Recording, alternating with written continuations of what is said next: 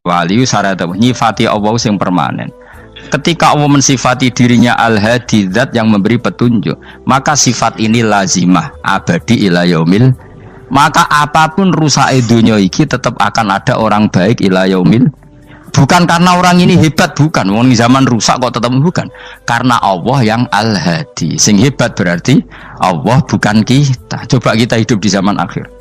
Wong wedok do katokan cekak, fitnah kayak apa? Kayak apa fitnah kita di zaman akhir? Perkara apa dadi fitnah? Jagone ra dadi menteri geger. Nak jenenge dunya. Jadi jenenge dunya, tapi tetep do saleh. Wong ibadah tambah ke kaji lo antri. Dal kaji 36 juta. Indonesia ku antri-antri puluhan tahun. Wa qala ta'ala afa hasibtum annama khalaqnakum abatsan. Afa hasibtum mono to nyangka sira kabeh annama khalaqna mestine gawe ingsun kuwi sira kabeh tak gawe abasan khali ora ana gunane. Masa kamu ngira bahwa penciptaan kalian tuh gak ono gunane? Wa annakum lan nyangka sira kabeh. Wa annakum lan kowe nyangka sira kabeh ilena maring ingsun kowe nyangka la turjauna ora den balekno sira kabeh.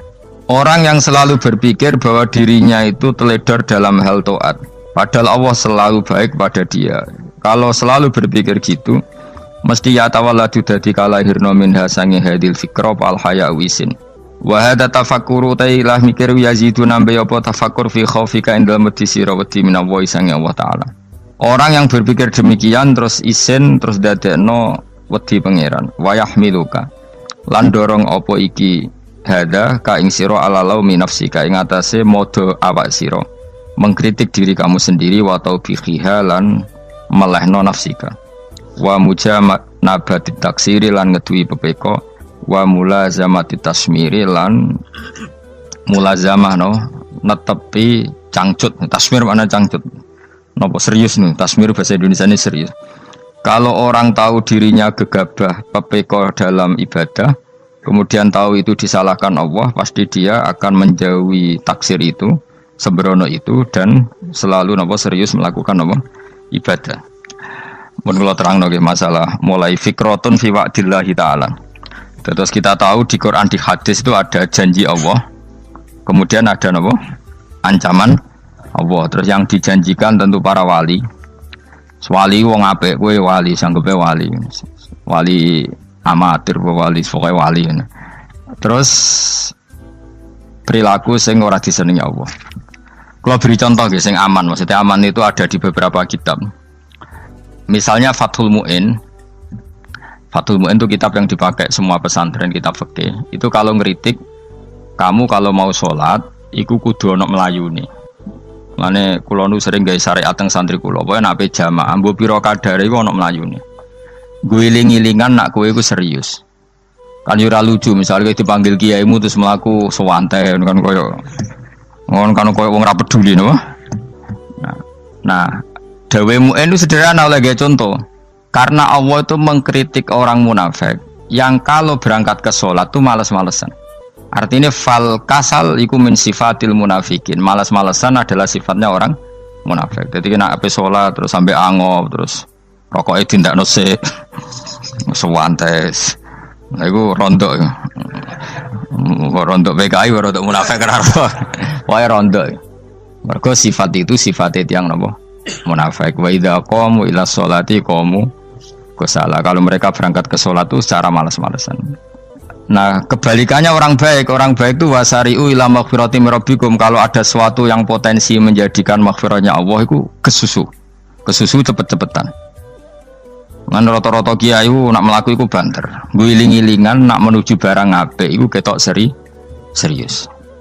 Nah kiai itu melaku nelon-nelon kemungkinan nak radi duit ya ketuan. Ora pati iso ngaji, jare sing anteng-anteng kuwi ana makonane, paham no? Sekali-kali nek ngaji pas marung ana tat ngaji mlayu nganti nabrak-nabrak wong. Iku insyaallah luwih keren apa? Tapi yo ngawur nganti nabrak-nabrak. Kula cerita, dadi mulane kadang wong khusuk ora wali, Mas. Kowe nu angel dadi wali. Mergo nek ampe ngaji ku angop niku ora wali-wali. Mulane iki mareni terakhir iki mareni ya. Jadi tumak nina itu ada batasnya, enggak boleh tumak nina fil khairi. Kalau kebaikan kudu wasa ri'wana kesusun. Sebagian ayat kebaikan diredaksen Allah fafirru ila wa firru ku melayu. Jadi kan apa ngaji kok lon-lon pe jamaah gak seru, kudu napa? Melayu. Ono melayune, ono unsur cepet-cepet. Lan kadang wong anteng ra dadi wali-wali mereka kenemenen. Paham ya? Ini peringatan ke wong Solo mbek Jogja niki. Nah bab iki apik wong Madura. Tapi nak hadis la takhdhab apik wong Solo mbek Jogja. Dadi kok plus minus apa? Madura soleh lah kandhani la takhdhab paling abot. Aja gampang muring-muring. Paling abot. Lan kula di santri Madura kathah. Tak kandhani pantangane hadisnya Madura la takhdhab. Mergo Madura paling susah nak disuruh menahan muring-muring. Nah, wong Solo Jogja nak kon kesusu ra gelem. Ngalon-alon watur kelakon Muhammadan. Saiki jog ngaji dirubah no. Sing wong Jogja koyo Ruhin barang Melayu. Sing wong Madura. Ora napa? Ora emosi. Jadi ya enggak apa-apa, memang kita tidak pernah sempurna. Nah, kula wong Pantura radi seneng misah wong Pantura niku. Mergo belah no. Tapi ini penting kula aturno. Makanya ndak ada ibadah yang Nabi itu tidak kesusu. Bahkan saking kesusunya Nabi itu pernah ada kejadian dan ini nggak bisa ditiru secara fikih. Saya ulang lagi ini nggak bisa ditiru secara fikih. Ada air itu kira-kira ya hanya sekitar 100 meter. Tapi saya ulang lagi ini nggak bisa ditiru secara fikih. Nabi itu tidak wudu, tapi tayamum yang dekat sama debu di dekat kamarnya Nabi. Itu riwayat yang memang nggak bisa ditiru tapi harus dibenarkan. Ketika Nabi ditanya kenapa engkau tidak menuju air itu, jadi saya tidak yakin sampai air itu. Padahal saya kesusu nang suci.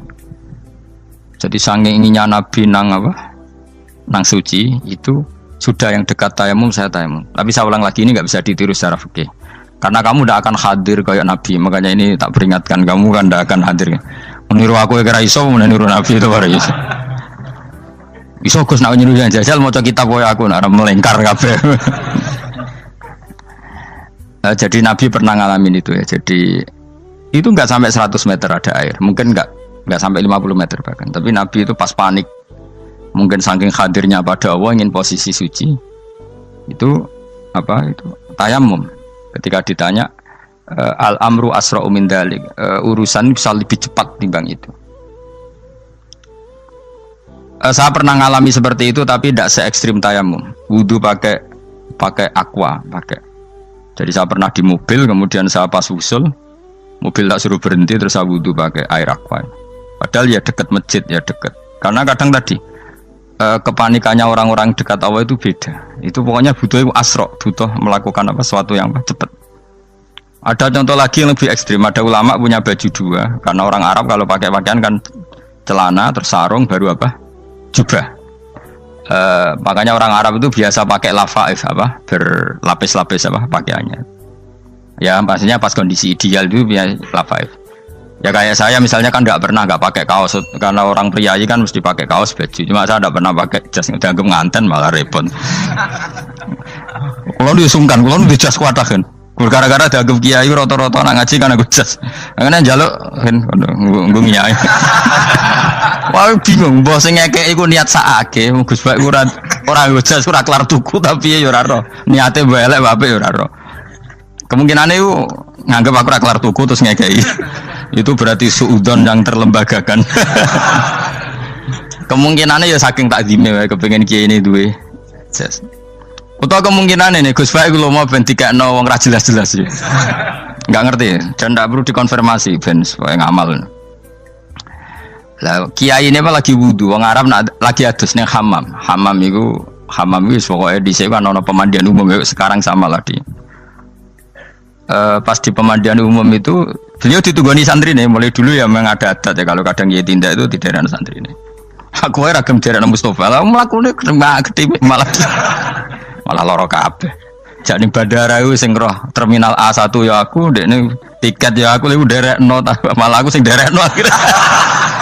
Sembrono. Seloro kabeh tidak. Apa ora ro. Swarga ya ora ro, ini sampeyan nak gak tuntun ya ora ro. Singkat cerita, si kiai tadi dengar fulan saya minta baju karena yang miskin ini di dalam kamar mandi itu mestinya ya udah. Kiai sudah di kamar mandi, itu bilang ke santrinya, "Jong, baju itu kasihkan satu sama yang minta tadi." Terus kata santrinya, "Ya Syekh, Halla badaan ghusal tambok kamu jangan ke susu, kamu mandi dulu, engkau mandi dulu baru ngasih.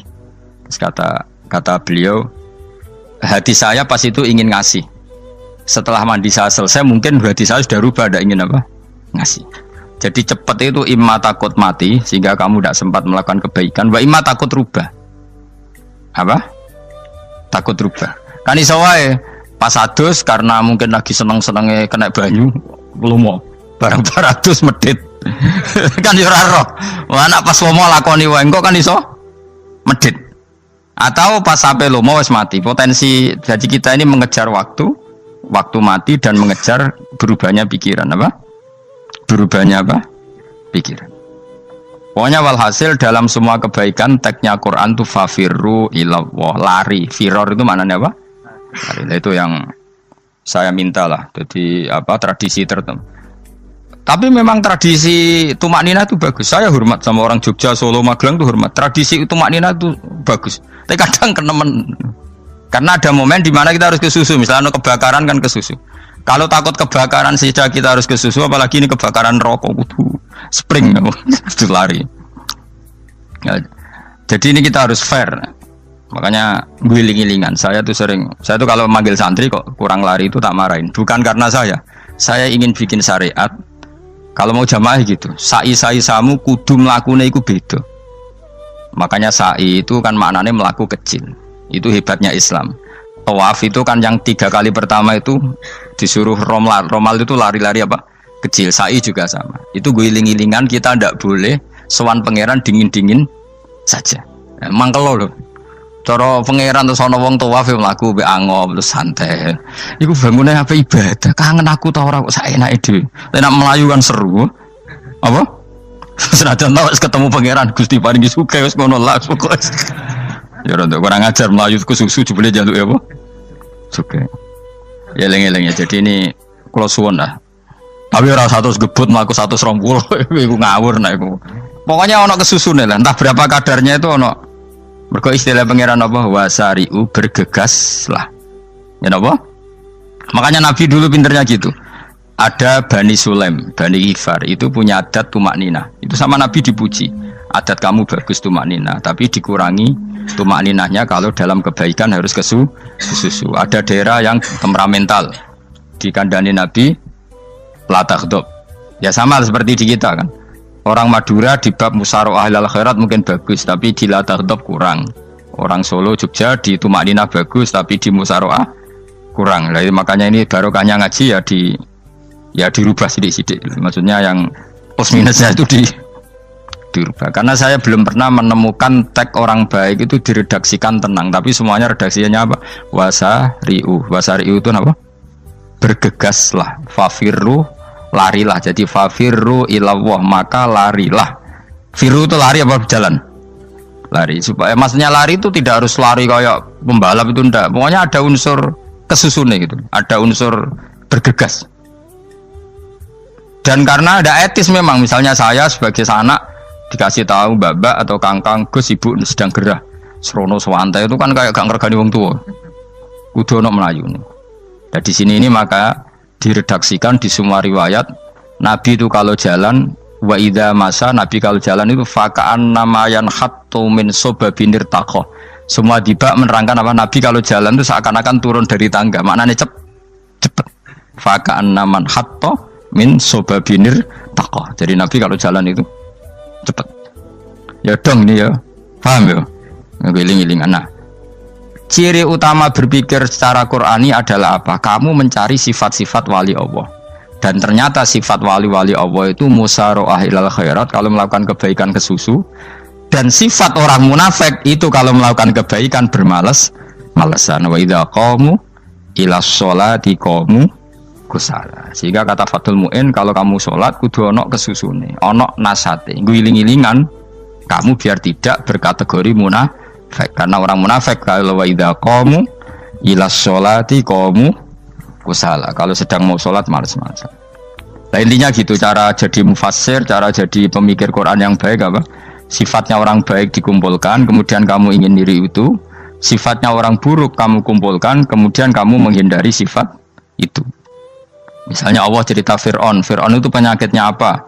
Istagna, merasa kumoluhur, merasa tercukupi semua. Itu sifatnya apa? Fir'aun.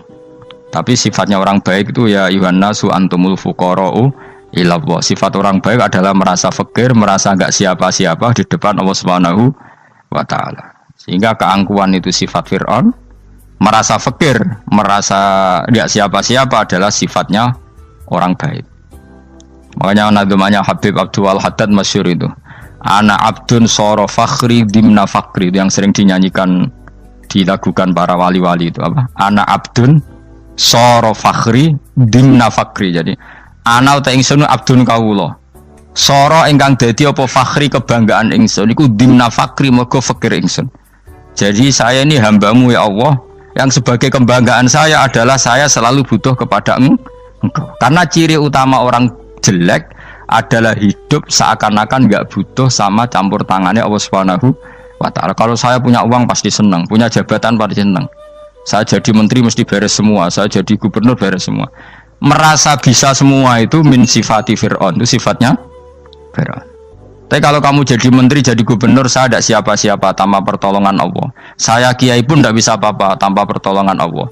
Saya orang baik pun tidak mesti dijamin baik terus tanpa pertolongan Allah, sehingga selalu la haula wala quwata illa billah. Saya bisa menghindari maksiat ya karena Allah, bisa melakukan taat juga karena Allah. Nah, orang yang seperti ini itu jenenge ana abdun soro fakhri dimna fakri. Saya ini adalah hamba yang menjadi kebanggaanku adalah karena saya selalu fakir, selalu butuh kepada Engkau.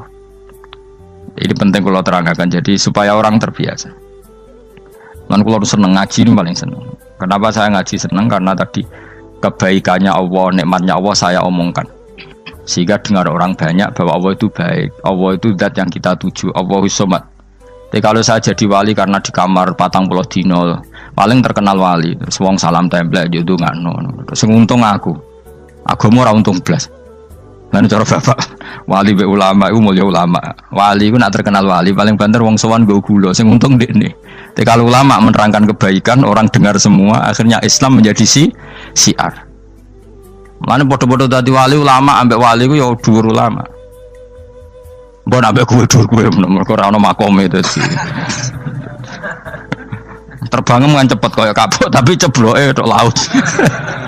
Wong nek ora di makom iku kaya kapuk. Terbangnya cepet, tapi gak tahu jatuhnya di mana. Dieling-eling ya, dados kula suwun sangat. Selama ini adat kita buruk. Nak nyongko anteng apik juga anteng fil khairat. Ketika kebaikan pun respon kita anteng, tidak boleh. Dalam kebaikan harus musaroah, harus apa?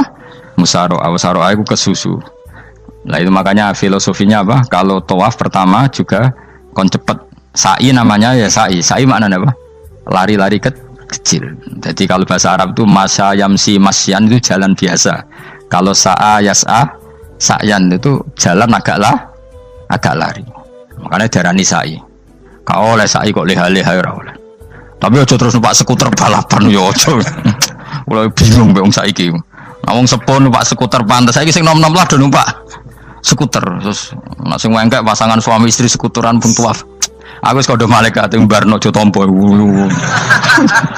Mangkel wong. Lagi ini sing hafal Quran ngalim diselipi ya perkara nek kono aku skuter. Aduh maten. Ijek enom nak tuwek no tak malu. Ijek enom kan. Iku wajib mbok pasutno kan. Pasute wong fikir mandi yakin. Wah, enak wis yo terlalu senajan to sah yo tapi terlalu ijek enom. Padahal kebualah pan serwet Mas. Iya karepe Arab Saudi ngono dolen. Cara kula penguasa Arab sing tuwek tok mati tak oleh sing nom-nom tutuki ngono. Tapi yo pancen yo sanak saya sah sekedar sah. Tapi yo terlalu. Mosok sowan pangeran nganggo skuter muter. Aduh. Nah, sembrono. Yo coba lakoni yo awas yo. Kecuali guys tuwek mati wis ngono. Tuwek tok rame mati yo aja. Aneh-aneh. Ya maksudnya kesusu orang ngono iku. Tok budi wae. Wa minha anta tafakkar nggih. Eleng-eleng nggih pokoke wau nggih napa sifatnya orang baik yang di Quran itu kita pelajari lalu kita tiru. Misalnya sifatnya orang baik termasuk apa itu ala inna auliya Allahi la khaufun alaihim wa lahum Tidak pernah punya rasa takut, rasa gelisah itu harus kita tiru. Karena kalau kita punya rasa gelisah itu biasanya lama-lama agak ridho, bek kodok, kodar. Itu kudu ceria. Lu kalau sebagai manusia sering susah, tapi saya paksa, susah itu saya hilangkan. Karena kalau saya rasakan susah terus, lama-lama saya agak ridho, bek kodok, kodar. Makanya saya paksa, seneng tak paksa. Sesuai kulino. Nganti kalau saat ini rasa susah. Di murid kira jelas sudah susah. Sangking apa? Nah kiai kan susah. Aku di murid waga Gus, tua pikir tak serah jelas. Goblok cara aku kiai ngono. Ora usah ngono. Zaman akhir ono wong ngaji go kitab wis hebat. Ono ngrungokno ngaji wis hebat. Ono ora paham tekone majelis wis hebat. Lah nek paham teko kan wajar, kira paham kok teko kan luar biasa. Nak ono penikmat ngaji paham biasa. Ini gak paham kok teko. Wae guyu iso. Guyu hebat itu, hebat. Hebat. Nah, ono menteri dilantik guyu wajar, lu ora menteri rapo kok guyu. Iku kemungkinane loro, saking waline saking gedenge wis moro. Pokoke seneng ibadah. Mergo sifate wali iku la khaufun alaihim walam, ndak ada rasa takut, ndak ada rasa susah. Lho kula sebagai manusia kadang ya khawatir. So anakku nasibe piye, putuku nasibe piye. Tapi aku anggereling saya ada ya karena Allah. Dan saya punya rezeki karena Allah. Orang lain di sana banyak orang kaya, padahal gak anakku. Berarti yang menciptakan kaya itu tidak saya. Buktinya orang lain yang gak anak kita kaya banyak, sukses banyak. Kenapa kita menjadi seakan-akan pelaku sejarah? Kadang orang kan berpikir, ya akhirnya orang mesti maslahat dan kamu. Pas minta itu karena tomak kamu, hadun nafsi kamu, serakah kamu, tapi nggak tahu diri, pantas taura dengan permintaan. Kalau gue misalnya Jungo dia jadi wali, ini soalnya tersinggung, bocor atau tirakat atau jalur jadi wali. Tapi gak dulu ya Allah tersinggung, kira tahu dulu. Jadi orang kalau tidak wali itu sudah keliru terus. Jadi bukan di sepuro, tapi tak kira itu ada. Ya jajal gitu, wali kok sabtu kok dirjilan. Kira-kira Allah tersinggung ngapa nyembah jadi? Kira-kira tersinggung. Tapi misalnya kira tahu dulu kok pengen kau Imam Syafi'i, Allah tersinggung. Bocah ora di idola. Terus ikut.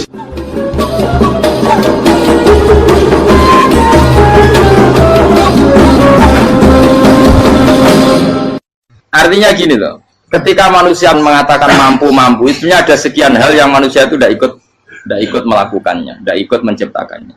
Misalnya kue nyupir, supirana enak, punya pengalaman, tidak kecelakaan karena apa? Nyupir kue enak, mobilku normal, mobilmu normal lah, atau wabrak mobil yang mabuk, apa? Nah di sini ini manusia dituntut, diingatkan terus, kamu itu butuh Allah, rahmat Allah itu yang melindungi kamu, bukan keahlian kamu, bukan kecakapan, karena tanpa itu semua tidak bisa, semuanya Allah. Ya, tapi manusia tadi gara-gara misalnya tadi mobilnya normal, dia punya keahlian nyupir, terus mengklaim kalau keselamatan dia itu karena hati-hatinya dia, karena mobilnya normal.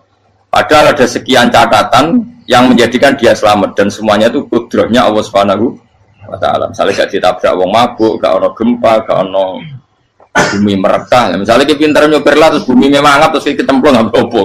Kemudian daerah-daerah kayak ya rasa tak sebut nomor itu. Kira tahu muka siapa ya, bener mari tak sebut nomor yang ngeri. Intinya Indonesia ora aman, tapi kita tenang aja satunya ora aman kabeh, ora sing aman. Ora usah kuwatir likuifaksi, ora usah kuwatir meteor jatuh, kabeh ya potensi, no? Potensi semua. Sehingga ini sedikit saya ijazahkan. Suatu saat kata Rasulullah, saya yang Mu'ad melihat kamu hanya sejengkal di depan para ulama ketika nanti di akhirat. Terus Mu'ad tanya, Rasulullah tanya, kenapa kamu hanya satu jengkal dengan derajatnya para ulama ketika sowan Allah? Terus jawabnya Mu'ad, kamu punya amal apa? Terus jawabnya Mu'ad, ya Rasulullah, saya tidak pernah melangkahkan satu kaki, kecuali saya tidak pernah yakin apa bisa melangkahkan kaki yang satunya. Dan saya tidak pernah mengunyah satu makanan, kecuali saya juga tidak pernah yakin apa bisa menelannya. Dan saya tidak pernah bernafas satu nafas kecuali saya tidak yakin apa bisa nafas berikutnya. Saking dia tergantung ta'aluk semuanya sama kudrahnya Allah Subhanahu wa Ta'ala. Kalau kita ini kan sok. Kalau makanan sudah di depannya kayak pasti bisa makan. Kalau dia sudah sehat jalan seakan-akan pasti bisa meneruskan. Padahal 0, sekian detik gue melaku dihantam mobil ya selesai. Misalnya stroke ya selesai dan bisa jalan. Sehingga para wali-walinya Allah itu orang yang filah gotin min lahadotagi, setiap kedipan dia, setiap perilaku dia itu hanya ta'aluk ambil Allah Subhanahu wa ta'ala. Itu yang disebut ya ayyuhan nasu antumul fuqara'u ila. Nah, kemudian resiko makom ini, ya semua makom tak ada resikonya. Resiko makom ini itu biasanya dia lupa doa. Kenapa lupa doa? Karena doa itu terdefinisikan. Tak wari ilmu hakikat terus rumakno wis ra paham lah tak ulang no. Ya resiko ilmu saya ingatkannya. Ilmu itu kan ada dua. Ada ilmu yang karena didefinisikan. Dan itu akhirnya menjadi masalah. Sebenarnya ilmu itu tidak perlu definisi. Kedua, ilmu yang kita rasakan. Misalnya gini, kalau sama saya tanya, kamu pernah nggak minta jadi punya uang banyak? Nggak tanya, pernah nggak minta? Terus artinya minta itu apa? Terus kita mendefinisikan, menengadahkan tangan, bilang ya Allah, saya minta uang banyak, saya minta ingin beli mobil. Itu namanya apa? Tidak jauh saja. Doa kan? Itu kesalahan kita. Kesalahan kita mendefinisikan doa itu, misalnya menengadahkan tangan dan memohon dan menyebutkan permohonannya itu terus disebut doa. Tapi kalau menurut Allah, sistem tubuh kamu yang menghendaki punya mobil, sistem tubuh kamu yang ingin punya uang banyak, reaksi tubuh kamu yang terhinakan karena ditagih orang atau butuh uang, ini menurut Allah ya sudah kamu itu peminta-minta. Saya ulang lagi ya. Sehingga menurut Allah kamu minta tidak minta ya tetap berstatus peminta, pengemis. Nah, orang-orang yang sudah wusul, meskipun itu kondisional ya, tidak selalu. Itu ya dia pikirannya menengadahkan tangan apa enggak ya sama saja tubuhnya merasa minta. Sehingga dia tidak perlu mengekspresikan minta. Nah, terus orang yang fikih bilang seperti itu sombong, wong kok gak tahu dungo. Sebetulnya keliru vonis orang fikih. Bagaimana mungkin dikatakan sombong? Dia reaksi tubuhnya, elemen tubuhnya sebetulnya meminta. Dia tidak berkategori meminta karena ilmu kadung didefinisikan kalau minta itu yang seperti ini. Itu kan lama. Nanti kalau suatu saat Indonesia yang kuasa itu terlalu NU atau terlalu yang tidak NU, lama-lama ada definisi. Misalnya yang dikatakan tahlilan itu apa? Ya bid'ah, Nabi tidak pernah tahlilan. Sahabat tidak pernah nahlilin Nabi. Malah nanya kaji Nabi jadi tahlil. Mana nih tahlilan jalukno sepuro mayit, kaji Nabi jalukno sepuro. Sehingga dengan tradisi itu tahlil itu masuk definisi bid'ah.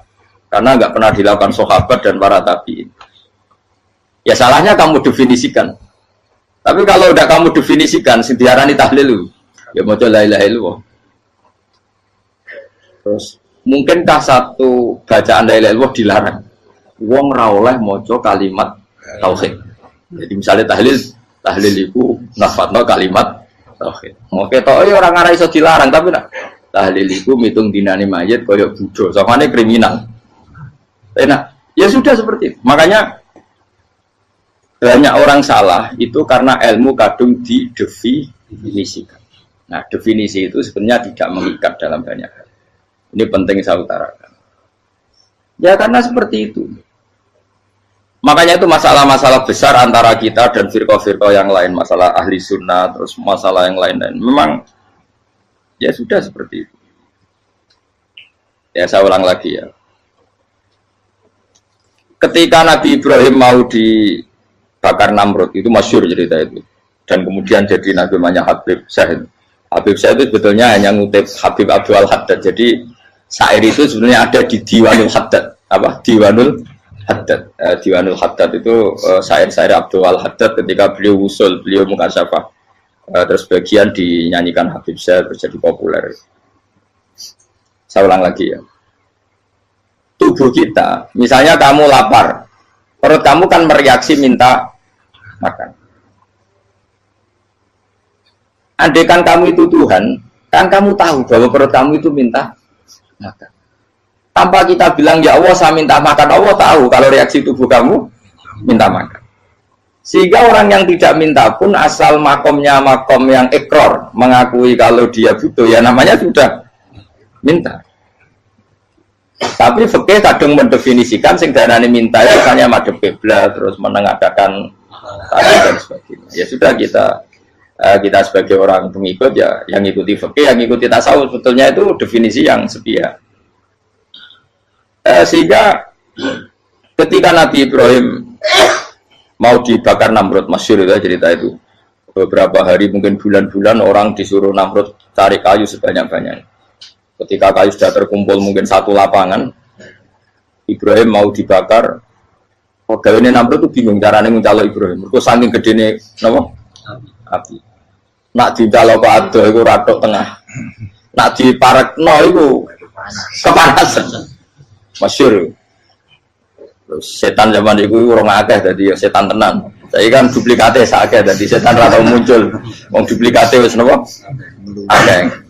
Singkat cerita setan itu muncul pura-pura jadi manusia terus ditemukan manjane. Manjane itu semacam ketepil besar yang jadi menane ya dari kiai-kiai ketepil haram mergo penemune setan. Jari ini tuh. Tapi nak manjanik penemune setan itu betul walhasil terus dibikinkan satu manjanik semacam ketepil besar terus Ibrahim dilemparkan ke api. Lewat apa? Ketepil tadi idenya siapa? Setan. Nah ketika di tengah api itu unik. Kata malaikat Jibril datang terus tanya sama Ibrahim, ya Ibrahim apa kamu butuh saya? Butuh. Alakah haja apa kamu punya kebutuhan? Jawab Ibrahim lah, saya tidak punya kebutuhan. Amma ilaika fala, kalau ke kamu ndak. Karena kamu makhluk, apapun keren kamu Jibril terus kamu makhluk. Amma ilaika fala. Ndak maksudnya butuh ke Allah nanti saya nyampaikan. Malah dinya Nabi Ibrahim, kalau Allah tidak usah kamu sampaikan ya sudah tahu. Gua be Jibril. Oh, aku ditekak kan. Ya saya ulang lagi, apa kamu punya kebutuhan? Alaka hajalah ama ilaika fala, kalau ke kamu ndak. Ndak maksudnya butuh ke Allah nanti saya sampaikan. Karena Jibril yang mentang-mentang dekat sama Allah dan tukang memberi informasi.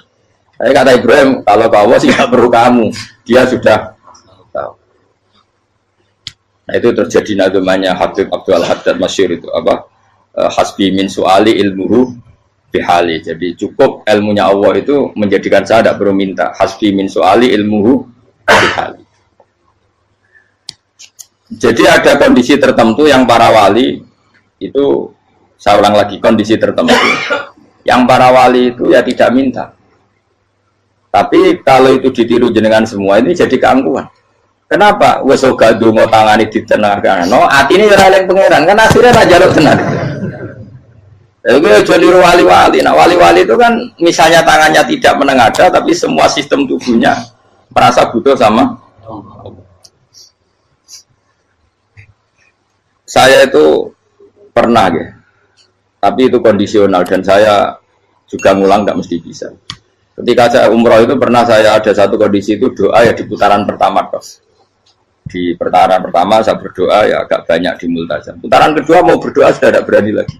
Sampai ke-7. Hari kedua ya tidak berani, hari ketiga tidak berani. Nah seperti itu tidak bisa dibuat-buat meskipun saya juga agak ingin. Tapi ya pas itu ya nggak bisa. Gara-gara itu korban kitab hikam, ya kitab hikam yang terkenal. Kitab hikam itu pernah cerita gini. Rubbama dallahum al-adab ala tarkit tolak. Terus di antara makalahnya itu wa inna ma yunabbahu man yajuzu alaihil ikhfal. Tapi kamu jangan niru dosa kan. Tapi jangan ingkar ilmu ini tambah dosa kowe. Jadi niru ya dosa, ingkar ya dosa. Jadi ada seorang wali kata hikam. Kadang-kadang seorang wali itu mau doa diulang itu sungkan. Kenapa? Yang perlu diingatkan tuh yang potensi lupa. Allah kan masih ingat doa kemarin. Lalu gara-gara saya sebelum umroh itu mensinau kitab hikam itu agar aku dulu. Ya Allah, sing tak dungani wingi ejek eling kok tak eling nomen ae. Dadi wa inna ma yunabbahu man yajuzu alaihi yang bisa diingatkan hanya orang yang potensi lupa. Sementara Allah tidak akan. Tapi kan akhirnya doa eling. Ya Allah kayak kemarin. Hari ketiga ya Allah kayak. Makanya menurut saya ilmunya orang hakikat itu juga dari sisi kriminalnya karena ya tadi. Tapi kamu ingkar ya keliru. Memang Allah nggak mungkin lupa, ngapain kamu ingatkan? Makanya menurut saya Allah itu mandat terbaik, benar-benar Rahman Rahim. Mestinya nak Allah terbaik itu mau bedino malah ngamuk. Lah aku lagi tapi mbok ilang eling to. Tapi Allah dia maklumi ya, dengan kekeliruan. Kita ini kan selalu keliru. Donga terus ya keliru sebetulnya. Karena seakan-akan kan mengingatkan seseorang yang mungkin lupa. Wong Allah tidak pernah lupa kok, kamu ingetin terus.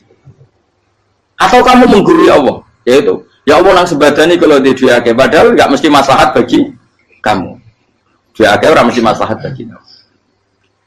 Maka ada sekian contoh yang wali itu dibully pangeran. Saya sering cerita, banyak cerita wali itu dibully pangeran, digarap pangeran. Ini gara-gara salah itu. Saya pernah cerita dan itu ada di hikam itu di kitab itu. Itu ada. Ada wali itu tukang hamal. Hamal itu manol di pasar, itu tukang angkut. Jadi kalau ada orang bawa barang berat diangkut dia, terus misalnya kalau dulu mungkin ya ke kereta atau ke singkat cerita terus diupain. Setelah dapat apa dia pasti pulang karena dia hanya butuh makan satu piring karena dia tirakat makan satu piring untuk ibadah 24 jam. Singkat cerita dia ngeluh ya Allah, kamu tahu, engkau tahu saya ini pecinta engkau, saya ini hanya butuh makan satu piring untuk kuat sholat. Tapi kenapa harus jadi juru manol? Berilah saya rezeki yang tanpa kerja. Nah, selang sekian hari dia dituduh maling, terus di penjara, terus dapat rezeki tanpa kerja. Dia terjawab kenapa jadinya gini? Kan kamu minta rezeki tanpa kerja. Ya itu penjara itu rezeki tanpa kerja kan. Jadi Allah memperlakukan para walinya itu memang unik. Ya kadang dibully. Sehingga dalam cerita-cerita kenabian kata Qadiyat itu nggak ada orang yang sering dibully Allah kayak nabinya. Karena nabi itu orang yang dicintai Allah. Jika salah sedikit saja itu toro pangeran, toro kampus itu digarap, pokoknya dibontor, pokoknya salah sedikit. Misalnya begini, Nabi Yakub itu kan nabi. Dia mungkin nyon jauh nggak tersadar nyembelih apa itu anak sapi itu di depan indukannya. Ya beliau mungkin spontan saja, Pak. Kalau kamu yang melakukan pasti tidak ada hukumannya karena Allah dapat peduli sama kamu sudah lah. Artinya nggak peduli salah pantas saya nggak jelas ya gitu. Tapi ini Nabi. Ketika itu terus indukannya sapi tadi ya Allah Yakub itu kekasihmu. Saya tidak berani sama dia karena dia kekasihmu. Tapi saya tetap menuntut keadilan. Dia harus merasakan susahnya dipisah dengan anak. Meskipun dia tidak nuntut rasanya roh anak sebelah itu tidak ada dasar ekstrim itu. Sapinya itu hanya nuntut ya Allah dia harus merasakan sakitnya terpisah dengan anak. Akhirnya Allah menciptakan Yakub mengalami terpisah dengan Nabi siapa? Yusuf. Itu kalau kata Qadiyat, itu kalau yang melakukan tidak Nabi pasti nggak dibully Allah, dibiarin. Karena Nabi ini yang melakukan. Nah. Terus ini Nabi Yusuf lagi, malah rasa daftar wali berat. Nabi Yusuf itu di penjara itu karena terdolimi apa karena memang dia salah? Terdolimi. Dan Nabi Yusuf itu Nabi. Nabi Yusuf itu Nabi betul memang benar-benar. Meskipun ganteng dia Nabi. Syaratnya Nabi ganteng kira-kira mlebu. Nabi itu harus ganteng, nggak boleh. Nabi elek ora oleh. Karena Allah izin di kekasih keriting elek. Allah yang diselera.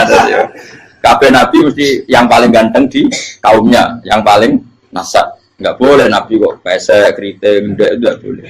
Tapi kalau sudah jadi orang soleh boleh kan. Tapi kalau Nabi tidak boleh. Nabi Yusuf bukan. Masyhur kan cerita Nabi Yusuf dengan siapa? Zulaikha. Dan belum ada orang dalam keadaan darurat masih cerdas kayak perempuan. Jadi singkat cerita, ketika Yusuf diajak Zulaikha selingkuh nggak mau kan keluar dari kamar. Dalalah kebetulan wa alfaya sayyidah Rajal. Itu si Zulaikha tadi spontan langsung bilang, wahai suamiku, apa hukuman orang yang ingin menodai keluargamu? Itu wong wedok. Padahal dia agak terencana, dia pun nggak bayangkan kepergok suaminya. Itu dalam keadaan kepergok itu masih cerdas. Suamiku, apa hukuman orang yang mau menyelingkuhi keluarga Anda? Singkat cerita suaminya murka, terus Yusuf di penjara, terdolimi. Ketika di penjara, kemudian Yusuf punya keahlian mentakwil apa? Mimpi. Kan tadi suaminya Zulaikha itu tidak sampai raja ya, kira-kira PM atau menteri.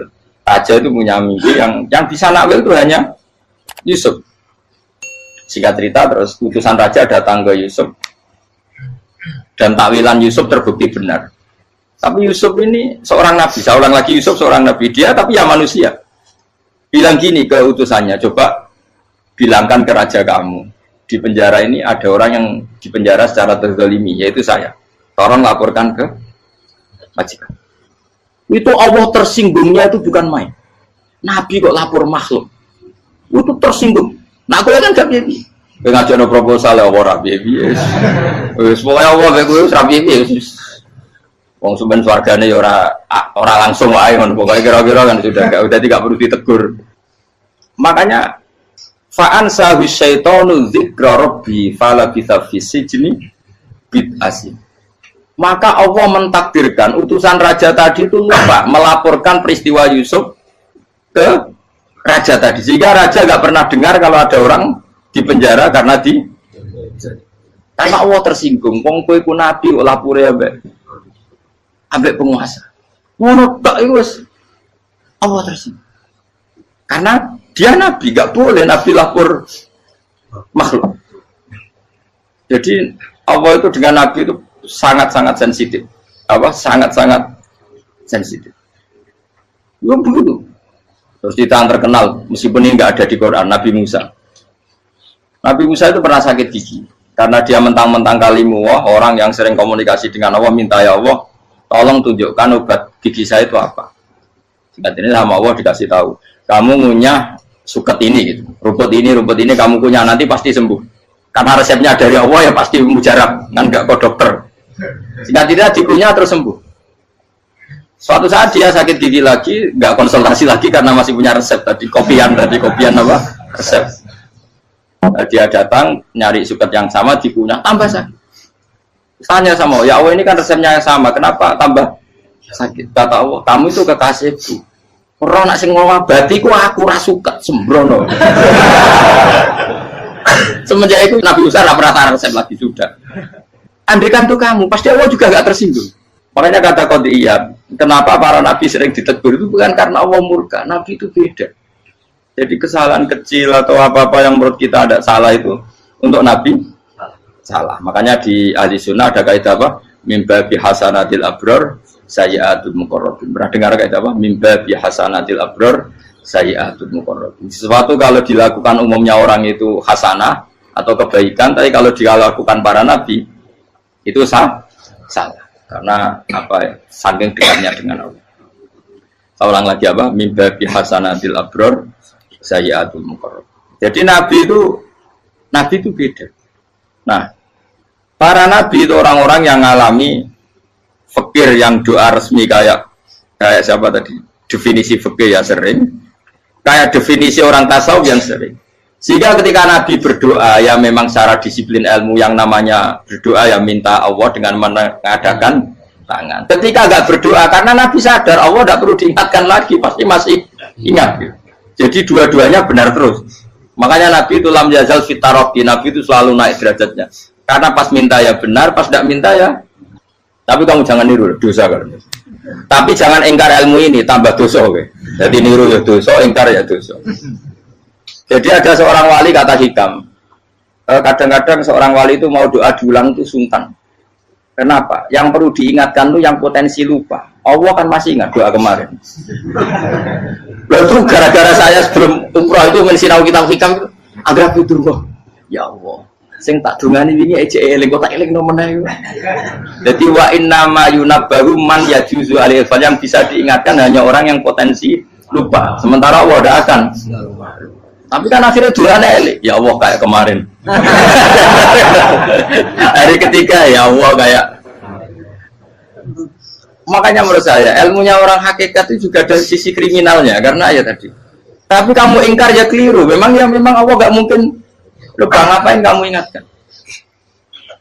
Makanya menurut saya Allah itu mandat terbaik, benar-benar Rahman Rahim. Mestinya Allah terbaik, itu mau bedino malah ngamuk. Lah aku hanya tapi hilang dong.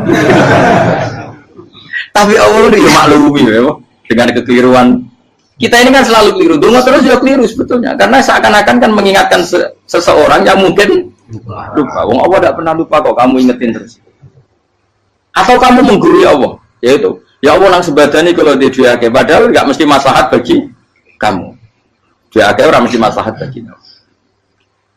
Kalau kamu turun terus, pas minta itu karena tomak kamu, hadun nafsi kamu, serakah kamu, tapi nggak tahu diri pantas taura dengan permintaan. Kalau gue misalnya jongo dia jadi wali, iso Allah tersinggung, bocor atau tirakat atau dia harus jadi wali.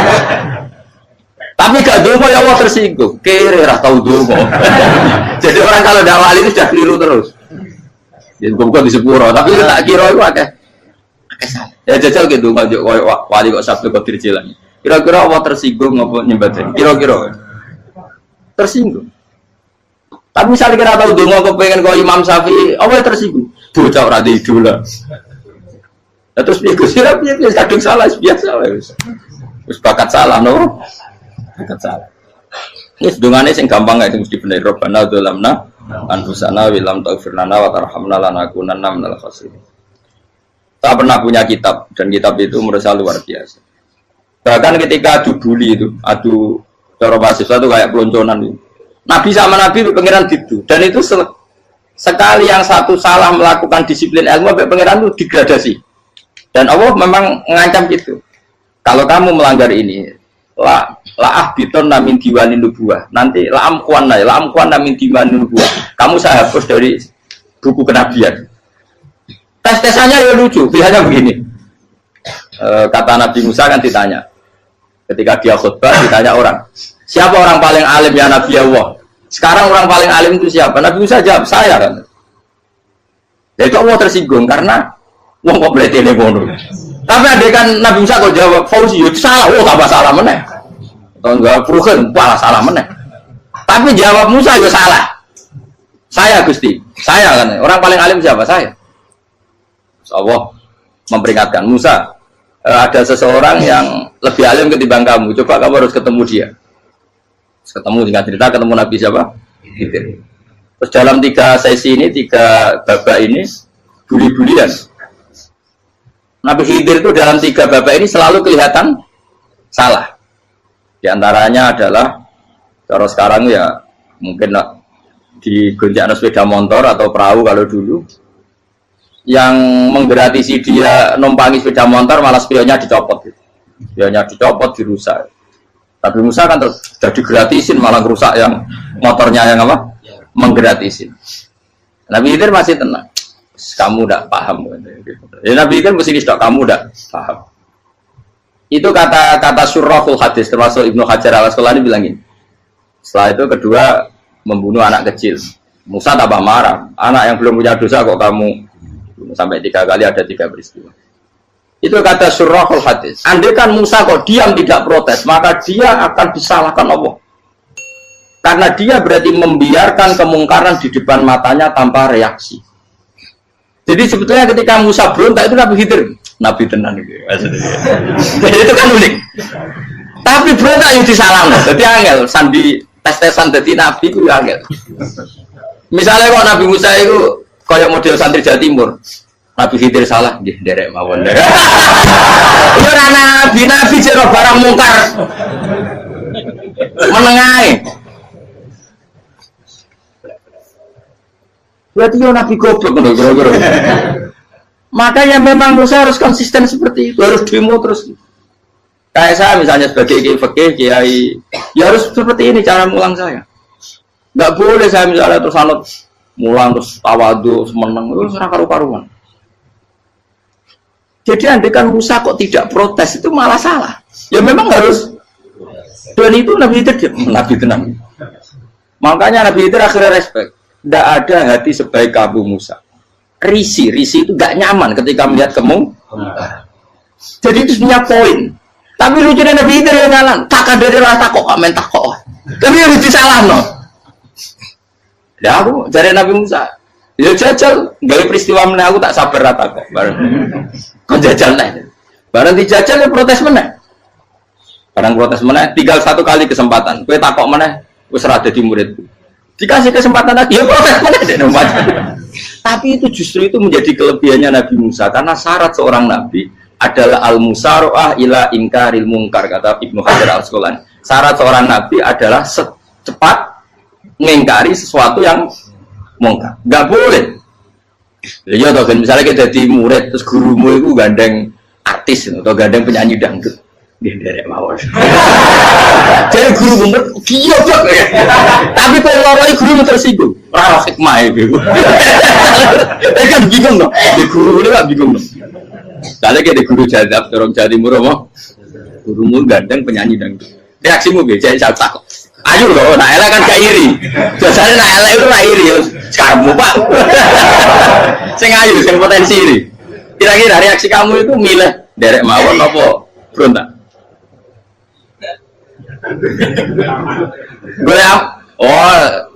Nak gurumu wong alim, mesti nak pasti meneng. Muridku giyo, tidak sensitif. Roh barang mungkar dilakukan di depannya kok tidak reaksi, tidak protes, tidak gebet tenang. Tapi lucunya guru mau nak protes, gak luwe akhlak. Guru lagi senengnya kok rawat.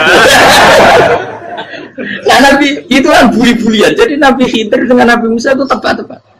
Karena dua orang ini sama-sama kekasih Allah. Itu Nabi Musa justru barokahnya itu dia tidak pernah kelasmennya di bawah Nabi Khidir. Semua ulama sepakat kelasmennya Musa tetap di atas Nabi Khidir. Sehingga yang berlaku ya tetap ilmunya Nabi Musa bahwa membunuh anak kecil tidak boleh, merusak perahu milik orang lain tidak boleh. Karena Allah tetap lebih respect dengan ilmunya Nabi Musa. Nabi Khidir tetap ilmunya nggak dipakai, meskipun dia disebut hakikat. Karena ilmunya Nabi Khidir ngani ngoyo. Ngani ngoyo wong ape mutusno ngenteni nginceng Loh Mahfud. Lah sing iso iku sapa? Barang ra mungkin kok. Mulane Nabi Khidir terakhir menutup kalimatnya wa ma fa'altuhu an amri. Dzalika ta'wilu ma lam tasdi alaihi sab. Aku dhewe nglakoni iki ya ora roh, wis ditakdir nglakoni ngene. Dadi Nabi Khidir ya ora paham. Jadi wa ma fa'altu an amri itu akhir kira-kira artinya saya sendiri tidak melakukan ini karena inspirasi saya sendiri atau keputusan saya sendiri. Tahu-tahu saya ditakdir melakukan. Karena pas itu Nabi Khidir disetting semuanya dengan ilmu hakikat. Yaitu bayi tadi memang kutiba kafiron. Kutiba kenapa? Kafiron. Memang dia nanti kalau umur nganti tua ditakdir mati kafir. Daripada mati kafir nanti, ya sudah mati sekarang. Tapi nggak mungkin kan ada syariat daripada soben beling mateni kecil. Orang syariat tetap ikut Nabi Musa. Makanya kata Ibnu Hajar Al-Asqalani itu uniknya Allah sama para wali-walinya. Wali itu kelirullah itu tetap disenangi pengen. Terus pengenan nabi ini yo kecil-kecil kan yo panjang wong. Terus keempat kan. Tadi kan saya punya contoh 3, ini contoh keempat, ini terakhir. Kagian kok ilmu merah cukup tetap malah bingung enggak. Nabi itu minggat itu boleh enggak? Tanpa pamit, minggat itu pergi enggak pamit itu boleh enggak? Enggak boleh. Rasulullah meskipun kayak apa disakiti di Mekah itu tidak pernah minggat, tidak pernah hijrah. Saya ulang lagi, karena butuh izin. Tapi Allah pernah punya kekasih yaitu Nabi Yunus. Nabi siapa? Yunus. Itu Quran meredaksikan ya abako. Abako itu terjemahnya apa? Minggat. Kalau pergi itu dhahaba. Tapi ini Allah meredaksikan itu abako. Abako itu ya minggat. Nabi Yunus itu dakwah di daerah Nainua ya. Nainua itu ya Babylon sana. Kampungnya namanya Nainua. Ya daerah Babylon. Babylon itu kalau di geografis modern ikut Irak. Ikut mana? Irak. Jadi Kufa, Basra, Babylon. Terus siapa itu yang ngalahkan pasukan Yahudi dulu itu Buktanasor, Hebuket, Nazir itu ikut mana? Babylon, apa? Babylon. Bama unzila alal malaka ini di Babila Harutama. Makanya kalau ulama-ulama melihat Irak kacau sampai sekarang itu tidak kaget. Irak itu ardun mal'unah kalau di kitab-kitab. Bumi yang memang sudah terlaknati mulai dulu. Sehingga ketika ada kasus Saddam Hussein sekarang itu ulama tidak kaget. Zaman Rasulullah Sugeng itu Irak itu termasuk sudah bumi yang guna keazalah. Jadi di sana pasti banyak fitnah. Fitnah pertama yang dicatat sejarah adalah Mautul Husain, apa? Kabudutnya Said siapa? Husain di Karbala. Era Imam Syafi'i adalah zaman mifnah, ulama dibantai karena dipaksa mengatakan Quran apa? Makhluk. Terus konflik-konflik sampai era Saddam Hussein terus era sekarang jadi. Lah kita ini ulama sebenarnya tahu tarikh itu. Tapi di era modern kan dianalisis karena campur tangan ini itu ya sudah lah. Sebab goblok pun daripada ngebantah-bantah malah kamu. Ibu goblok, ibu pintar. Nah, sekarang kan analisisnya kan, wah ini ada campur tangan pihak ketiga diciptakan nih saunu ini. Ya kalau intelijen harus ngomong seperti itu. Kalau kita seperti ulama memang dari dulu dicap Nabi hunalika az-zalazil wal fitan. Saya teruskan. Nabi Yunus itu dakwai kaumnya itu lama sekali dan tidak iman. Nah semua Nabi kalau kaumnya tidak iman itu diberi hak Allah ngancam akan adanya adab apa? Ngancam akan adanya adab. Nabi Yunus ngomong gitu terusin. Nanti kalau kamu udah iman, lu pasti kena azab. Anggap saja dia ngancam gitu sudah berbulan-bulan. Singkat cerita, azab baru tinggal 3 hari lagi. Ayo nang iman, tinggal 3 hari lagi.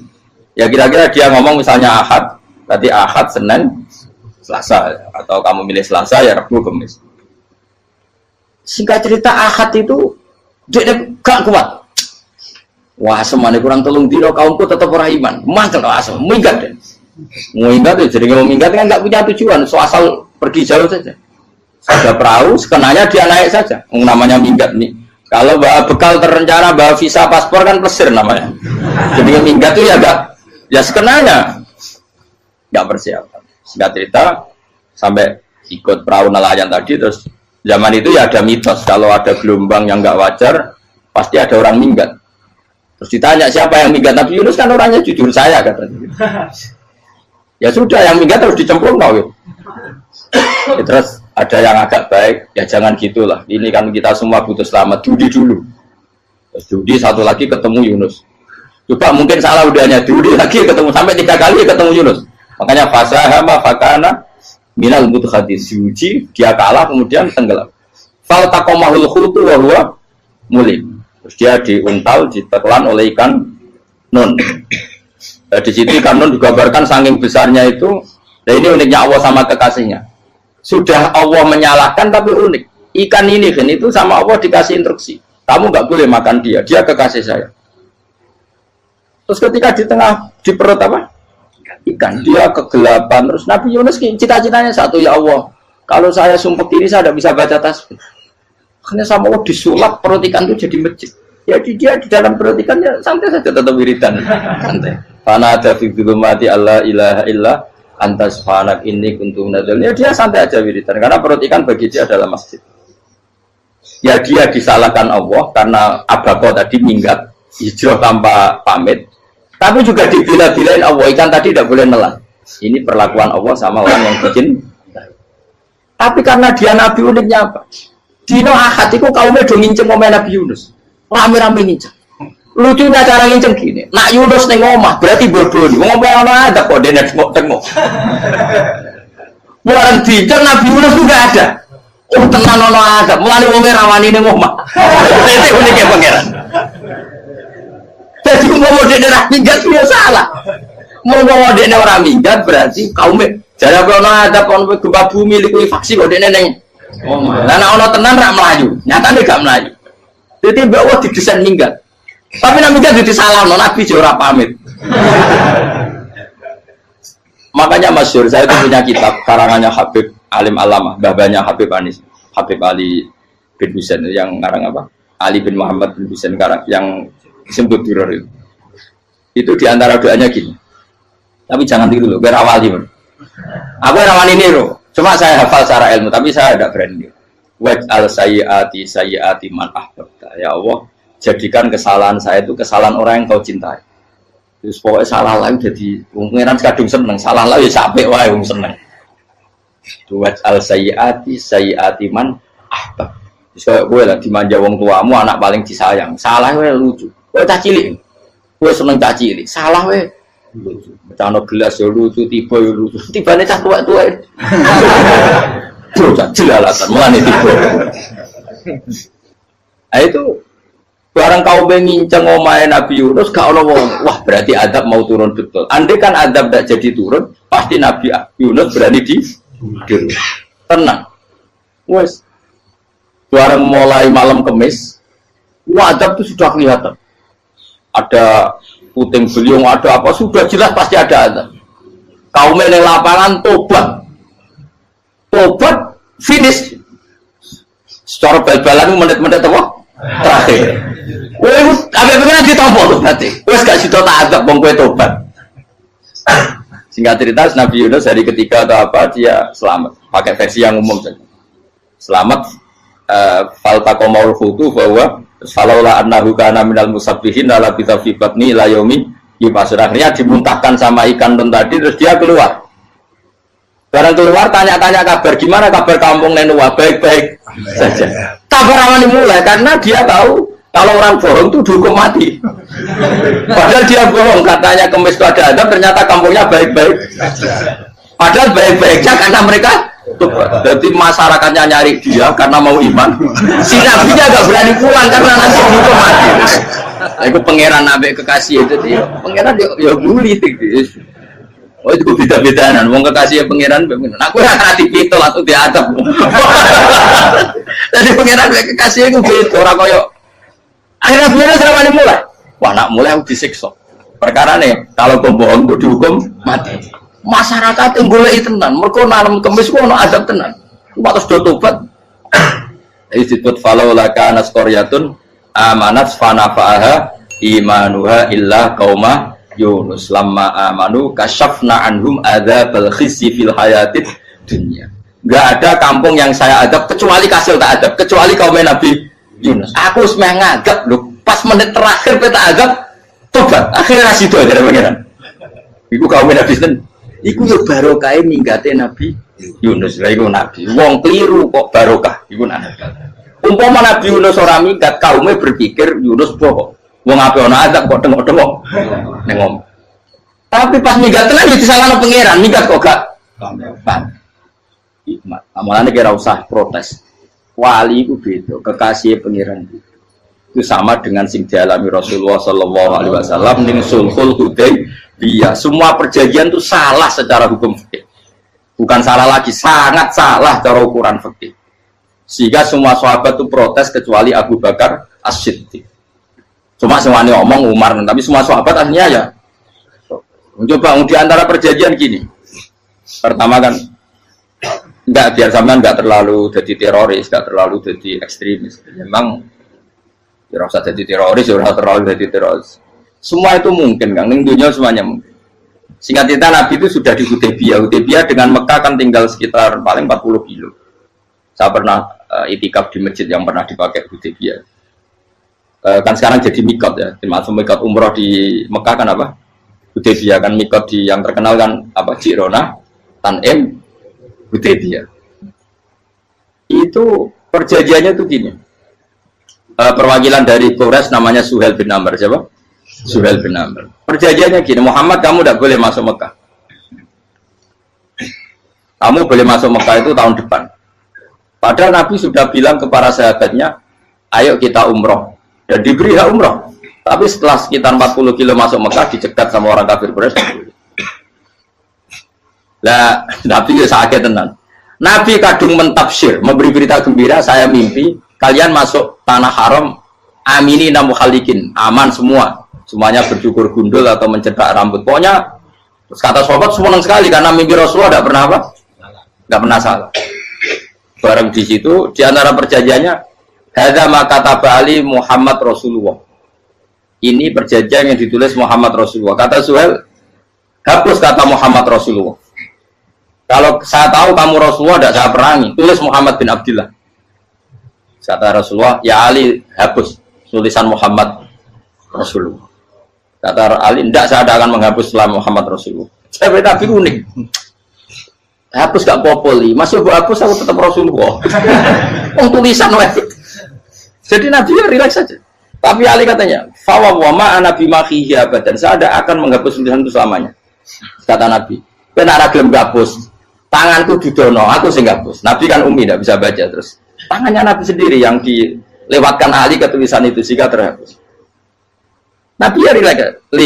Wong tulisan wae aku ora ditulis Rasulullah tetap Rasulullah. Nabi masih relax. Terus perjanjian kedua, kalau ada orang kafir Quraisy masuk Islam harus dikembalikan, karena berarti keluar dari habitat. Tapi kalau sudah Islam kok masuk kafir lagi harus dibiarkan, karena berarti kembali ke habitat. Nanti bilang ya nggak masalah. Semua perjanjian itu merugikan Islam. Itu secara fikih pasti salah. Akhirnya Umar itu protesnya keras sekali. Ya Rasulullah, apa engkau masih nabi? Utakayu senang. Apa engkau masih nabi? Dan Nabi saya santai, balai ya saya masih nabi. Tapi kenapa kamu hinakan kita dan memberikan kehormatan pada orang-orang kafir itu? Jawabnya kan Nabi lucu. Ya agama itu kayak pangeran. Masih aku perjanjian yang ngono kok pangeran sing angkat agama iki tenang wae. Kan Nabi itu perjanjian mek manusa gampang. Jadi Nabi itu sange imannya Allah tetap yu'izzu hadzal din. Allah pasti memuliakan ini agama. Apapun perjanjian yang diciptakan manusia. Makanya bapak saya, Mbah Mun, guru saya itu ngaram-ngaram tenan mikir Islam. Islam mbok pikir haram, ono sing duwe. Ben ngono. Dunia rusak kok ben tetep Islam ku mulya. Rasa mbok pikir wis keliru-keliru lah perjanjiane dunia keliru lah. Lu coba Uni Soviet kayak apa hegemoninya? Kayak apa kuatnya Uni Soviet? 100 tahun mengkooptasi Uzbek, Tajikistan dan tapi apa bisa menghilangkan keimannya orang Uzbek Ceknya? Ketika Uni Soviet bubar langsung malah negara-negara itu jadi persemakmuran yang negara apa?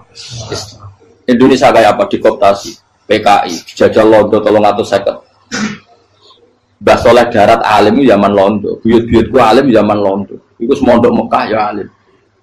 Zaman PKI ada wong alim. Saiki ayo zaman Islam Nusantara apa ono sing alim koyo.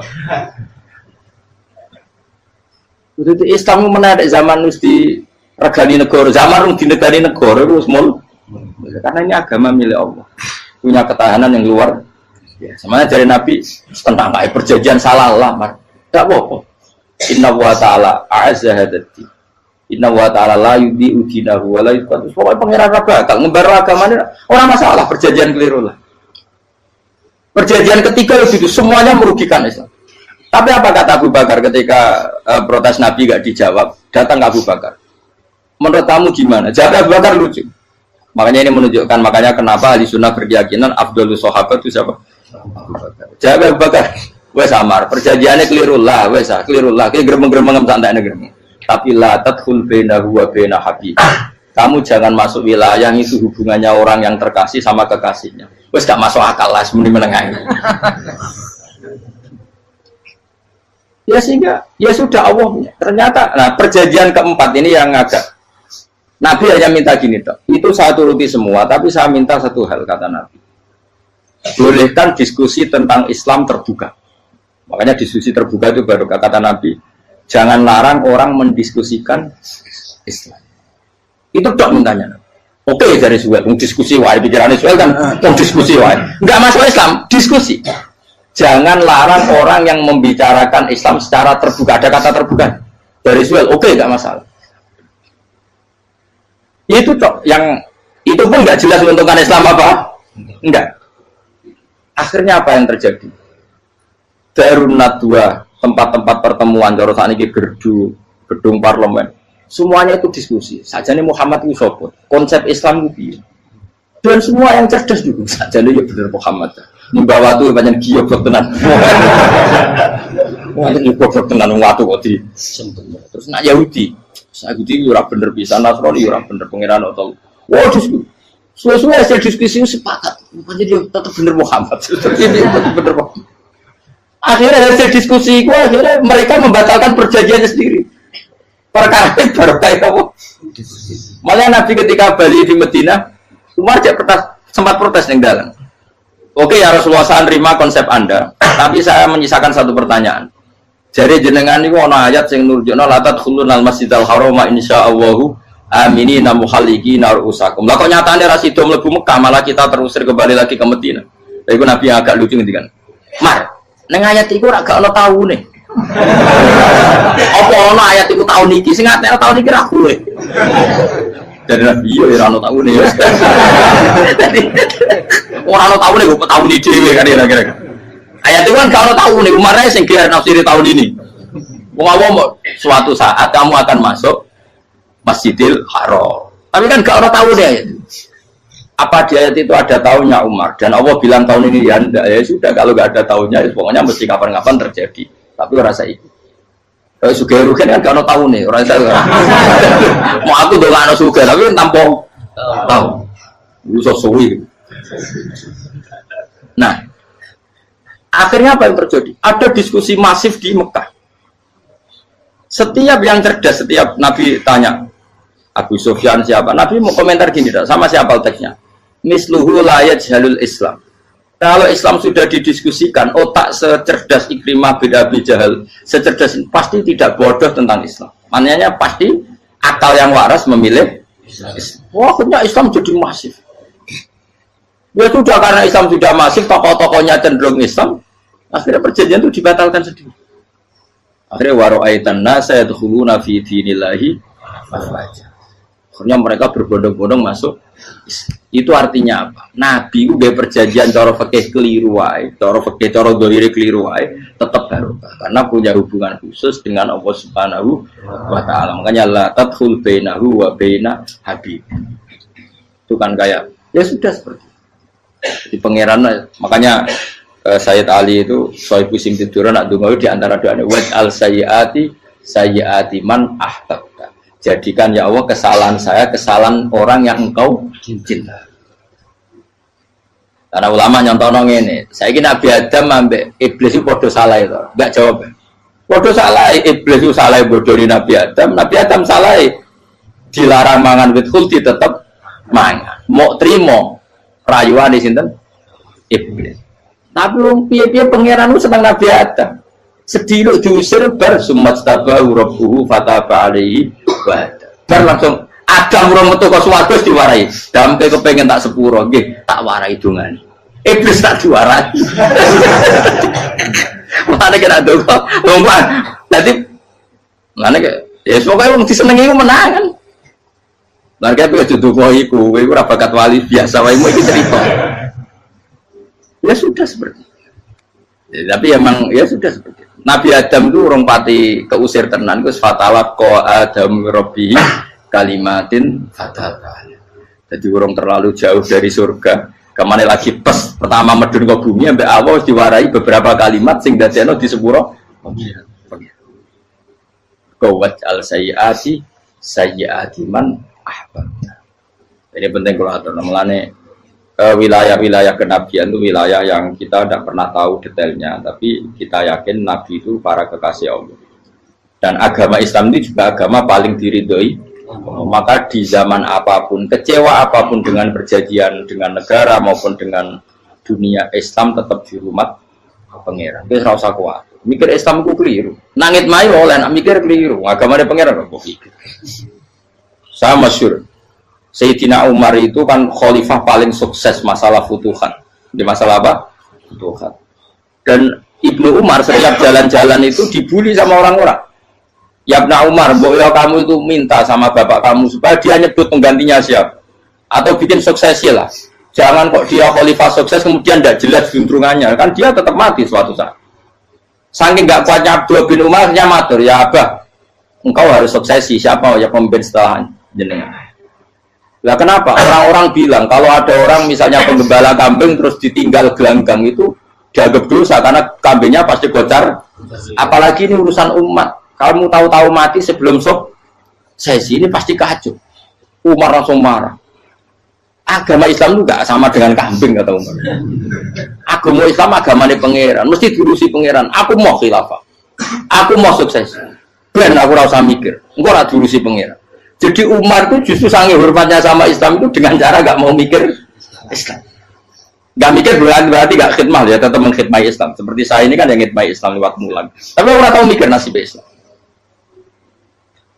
Islam orang kondang biye. Ditinggal Abu Bakar melaku, Umar melaku. Wali Songo mbek kowe rak mulya Wali Songo. Saiki jurus mudin yo mlaku, jurus KUA yo mlaku. Jurus mubalek sing kadang matre ku yo mlaku. Berapa kiai sing dadi oknum perkara proposal? Ya agama yo. Wong bapak udah kanca kiai ku mudin, anake mondok. Bareng saking suwene dadi mudin, zaman iku mudin urung untuk gaji negara. Anake njuk dhuwit muni spontan. Cung ora ono mati kok njuk dhuwit. Kok ora ono mati ra entuk rezeki. Cung ora ono mati kok njuk dhuwit. Muli ku agama ya ra piye juga. Mergo agama iki diurusi Allah. Ayo nabi palsu ben kira wae mulai Musailama sampai Musotek sampai Elia Eden. Kurang lagi. Mulai wali palsu Romo dosa Romo sapa. Woi ono kabeh ora masalah. Uni Soviet kayak apa mengkooptasi Ceknya Uzbek. Akhirnya ya kalah Uni Soviet. Saiki Ceknya Uzbek jadi negara nopo? Islam. Kayak apa Donald Trump, Islamofobia, tapi sekarang orang Amerika malah berbodong-bodong masuk nopo? Islam kaya. Mbok pikir malah Islam konsepnya malah rusak. Mergo terus di metodologi. Harusnya penyebaran Islam itu begini. Harusnya Mbah Mungkira pangeran ngomongnya harusnya. Wong Islam kadang mlaku ya lewat mudin. Saya itu punya santri, ini kisahnya kan. Itu lahirnya di Bali, itu bisa baca Fathul Mu'in. Lahirnya di Bali. Bahkan dia ketika SD itu tukang mimpin lagu Hindu. Bali apa Hindu apa Buddha? Hindu. Karena dia ketua kelas, tapi Islam. Semua cuma. Jadi dia ikut. Gara-gara jadi bapak itu bakal sate neng Bali. Ya bakal sate berhubung sukses, ponakane misalnya ini diajak orang Madura kan. Aslinya orang Madura. Setelah kampung itu menjadi kampung Muslim, lama-lama berkebutuhan punya masjid. Berhubung ke sana kiai ono masjid mosok ra wong alim. Akhirnya anaknya di pondokno di Jawa. Pondokno di Jawa iso maca muin terus ngaji sama saya. Jadi saya neng Bali ono wong ora ya ono santri di Bali mau cepat muin. Neng Jawa kadang wong ra iso maca muin. Jadi itu mau bakal sate muter cerah putih. Kayak Islam di Indonesia gara-gara pedagang Gujarat. Meskipun sejarah itu diperdebatkan ya gara-gara dagang. Karena mereka Muslim ya akhirnya menyebarkan apa? Jadi semudah itu Allah. Termasuk konflik Ali bin Muawiyah itu barokahnya sama susahnya konflik itu masih banyak barokahnya. Sayyidina Ali sama Sayyidina Muawiyah karena kita ahli sunnah ya tidak menyalahkan salah satu madzhab ahli sunnah ini. Itu barokahnya beliau konflik itu banyak sahabat yang migrasi. Ada yang ke Cina, ada yang kemana-mana. Termasuk yang diyakini para sejarawan ada yang ke Selat Malaka. Termasuk akhirnya sampai ke Baros itu. Barokahnya orang nggak nyaman di Yaman itu di Syria sama di Irak. Jadi Allah ngendikan marojal bahro ini napa yal taqiyan. Dua mata air itu dipertemukan. Itu banyak muara sungai itu bermuara teng napa laut. Kados kali Kapuas, kali pundi-pundi ini sawangane bermuara teng laut. Yal taqiyan di sawangannya ketemu. Tapi itu semua hanya firoil apa? Ini dalam pandangan. Kulo nate banyak ngaji tenggene kitab-kitab karangan Imam Rozi. Imam Rozi itu ulama tafsir besar ingkang menjelaskan posisi Quran sebagai wahyu yang berkarakter bahasa. Jadi Quran ini wahyu, dia mesti bener. Tapi piye wae Quran itu bahasa. Niki rungaken ya. Jadi Quran piye wae napa? Bahasa. Jadi mungkin sampean gak kaget. Mungkin sampean gak kaget wong imane sampean ikan mokong, ora wati paham lah iman apa mokong. Tapi kok anak putune sampean kok iso janggal mbek Quran. Nak generasine kula jenengan ra iso jawab, kok anak putune jenengan wis ra iman mbek Quran. Iman raturan, jadi gak diilmiah. Contohnya ngeten nggih. Ketika banyak ilmuwan itu bisa dari orang Islam piyambak, dari orang Barat, baik itu sekuler, orientalis, Kristen, Katolik, macam-macam.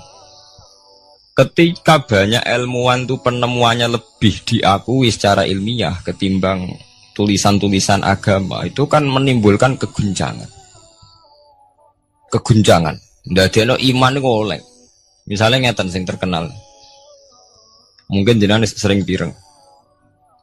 Nabi nate dawuh bulan itu ning langit ketiga. Nah, srengenge ning langit keberapa? Engko terus terakhir langit terakhir itu sing dinggoni Jibril. Oke. Terus ketika wonten berita bahwa para NASA Amerika itu bisa naik bulan. Rata-rata kiai desa dulu gak percaya. Nabi Muhammad sing nabi nak munggah ning bulan tak pamit mbek Jibril ngono ae ra mesti dibukakno yang ngenteni diintegrasi. Saiki sapa Muhammad wis sapa Jibril bukakno. Itu satu contoh. Kula dek dalu ngaji kalian santri-santri, kula terangaken.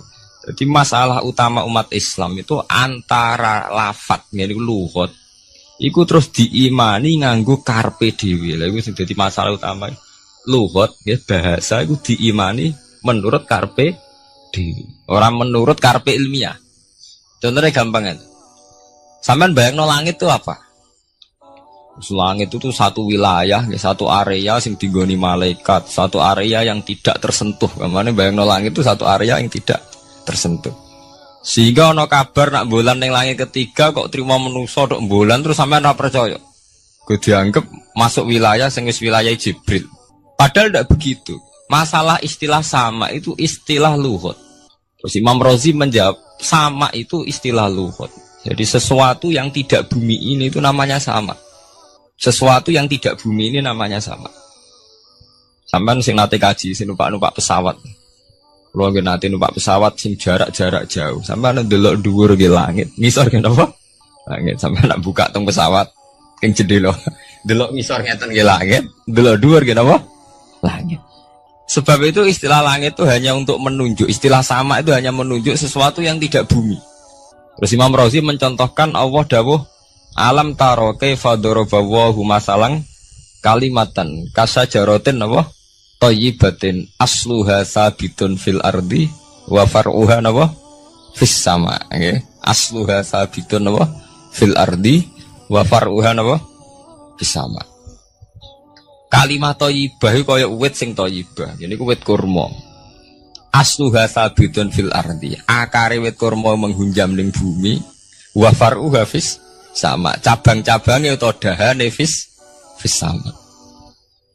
Ya artinya kan sederhana loh nggih. Wit kurma ku dahane fis sama. Sama artinya mosok koyo bayangane sampean sesuatu yang bener-bener gak tersentuh. Wong dahane wit kurma fis sama. Jadi kasajaratin apa? Thayyibatin asluha sabitun fil ardi wa far'uha apa? Fis sama. Sama to mriku mosok artine lemu angit sing enggak terjangkau. Wong artine kaya wit kurma sing akare menghujam ning bumi wa far'uha apa? Fis sama. Dahan-dahane utawa cabange fis sama. Sebab itu istilah sama tenggene Quran itu menunjuk satu arti yang tidak bumi. Nah, sama delok teng munjid, teng kamus-kamus mutlakul uluwi, sesuatu yang atas itu sama. Paham gitu? Sebab itu ketika ditemukan, nah ini kalau cerita astronomi, ini iman itu dibaringi mbek ilmu. Nah, cara ilmu falak, cara ilmu astronomi, bumi itu kan berputar. Ketika kita di atas, kita ngalami siang. Ketika kita di bawah, kita ngalami malam. Orang kok srengenge ambles ning bumi niku. Lah nek srengenge ambles ning bumi logikane kan mboten masuk akal. Mergo srengenge luwih gede, mosok iso ketelan barang sing luwih cilik. Nah, tapi kenapa istilah-istilahnya kok hatta idza balagha maghribas syamsi wajadaha taghrubu fi ainin hamiatin. Nak wis wayahe sore, ki ndelok srengenge sawangane ya surup ning mata air. Angger sore sampean delok nang gunung nggih. Nak sore sampean teng gunung sampean delok srengenge ya sawangane ambles teng laut. Wajadaha taghrubu fi ainin hamiyah. Lah itu jalan keluarnya apa ya? Kayak Imam Suyuti ini fi ra'yil aini sawangane. Dadi piye wae Quran itu pakai lugu tapi balik ning istilah sawangane. Jadi Quran itu tidak mesti memutuskan sesuatu itu sak mestine. Sawangane firoil ain. Ya podo kaya air tawar ambek air asin. Sawangane ketemu nyatane keudek-udek. Wong sangka sungai mengalir ke laut. Tapi sawangane Allah tetap bikin karakter masing-masing. Dan keduanya tetap sesuai dengan karakter masing-masing. Dari ahli fisika nu paham betul. Benda mbok adu kaya apa tetap mereka bawa ciri masing-masing. Go kabeh nggawa gene masing-masing. Berarti ketemu sawangane tok hakikate ndak pernah mau napa? Ketemu. Ini jenenge firoil. Sebab itu banyak ayat-ayat yang terjawab oleh teori firoil aini. Gini ku sawangane. Jadi niku masalah-masalah ilmiah yang bisa menjawab beberapa kejanggalan nggih. Yes. Beberapa kejanggalan dohirin nas agama. Sampeyan kudu paham ngono. Mergi banyak sekarang misalnya kayak manusia itu ketika bisa deteksi janin, ahli dokter kandungan lewat macam-macam peralatan itu, nggih, USG macam-macam, mak saged ngerti janin itu lanang atau wedok. Nah, di segi kuno ada 5 perkara sing roh apa tok, kapan udan, kapan wong mati, terus sing ning jero kandungane wong wedok lanang apa wedok sing roh Allah tok. Kiai kuno ngoten. Tapi sakniki wong paling percaya urusan mati tok. Urusan udan secara falak, secara astronomi sangat dideteksi itu. Wong falak itu bisa ngerti iki musim rendeng, musim ketiga. Pergerakan angin sampai ndelok ning perkaryaan cuaca rata-rata bener. Nggih betul. Musim angin, musim hujan, musim kering. Secara ilmiah ngene ku wae. Wong ngene ku wae. Setelah kita nentukan ora ana lanang wedok ning gone kandungan wedok manusa roh sing roh apa tok. Sing mari keliru sampean nentokno.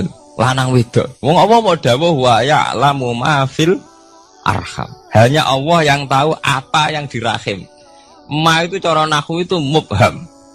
Ma itu tidak harus menunjuk laki atau perempuannya. Ma itu lafadz sing mubham. Apa saja, ya kan bisa terkait nasib, ya. Bisa terkait kesehatan, bisa terkait gennya normal ndak. Tapi tahu-tahu kita lewat perasaan kita piyambak nentokno wa ya'lamu fil arham lanang wedok. Itu yang bolak-balik mulai agama rusak itu tadi. Sesuatu buat makna ini menurut karepem dewi. Iwak tunggale Allah dawuh wa ma min dabatin fil ardi illa ala wahi napa rizqu kabeh sing gremeng ing bumi Allah nanggung rezeki ini. Cara Allah mulai ambekan ya rezeki sampean ngirup oksigen ya iwak akal-akalane sampean bang rezeki dhuwit. Sehingga ketika kira di duit terus janggal jari wa ma min dabatin fil ardi illa ala rizqu apa aku ra di duit ra di beras. Nah, itu jenenge maknani Quran menurut karpe dewi. Nah, semaring rusak tatanan bolak-balik terus nuruti karpe dewi.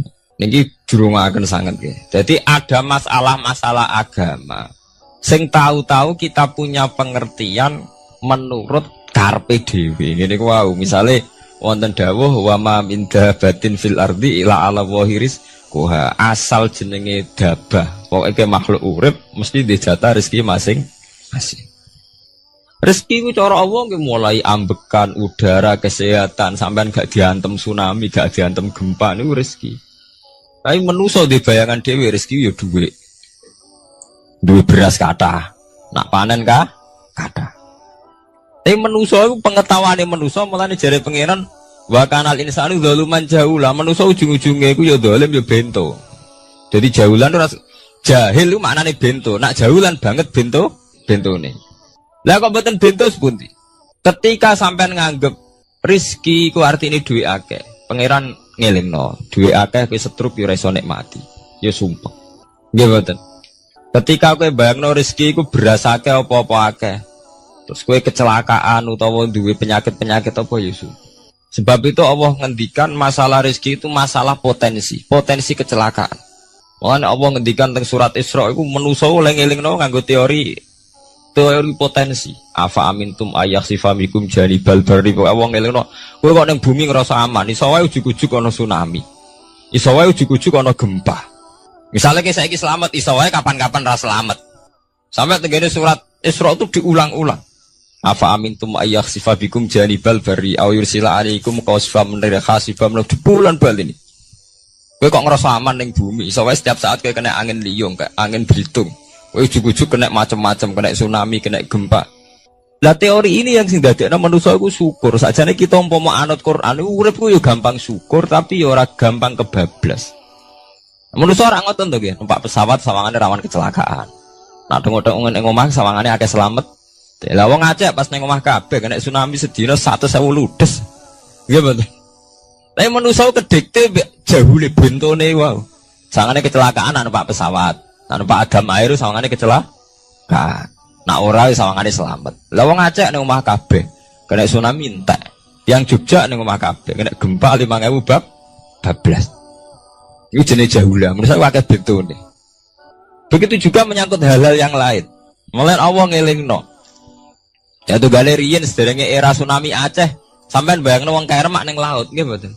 Saiki entek teori Kerem ning laut. Wong Aceh ning darat kabeh. Mati nek Kerem manusa bento. Yang saking bentone nyongkone jenenge Kerem ngenteni ning laut. Pangeran ngelingno jare sapa? Tsunami ya Kerem tapi ning darat nggih mboten. Jadi pangeran ngelingno bolak-balik.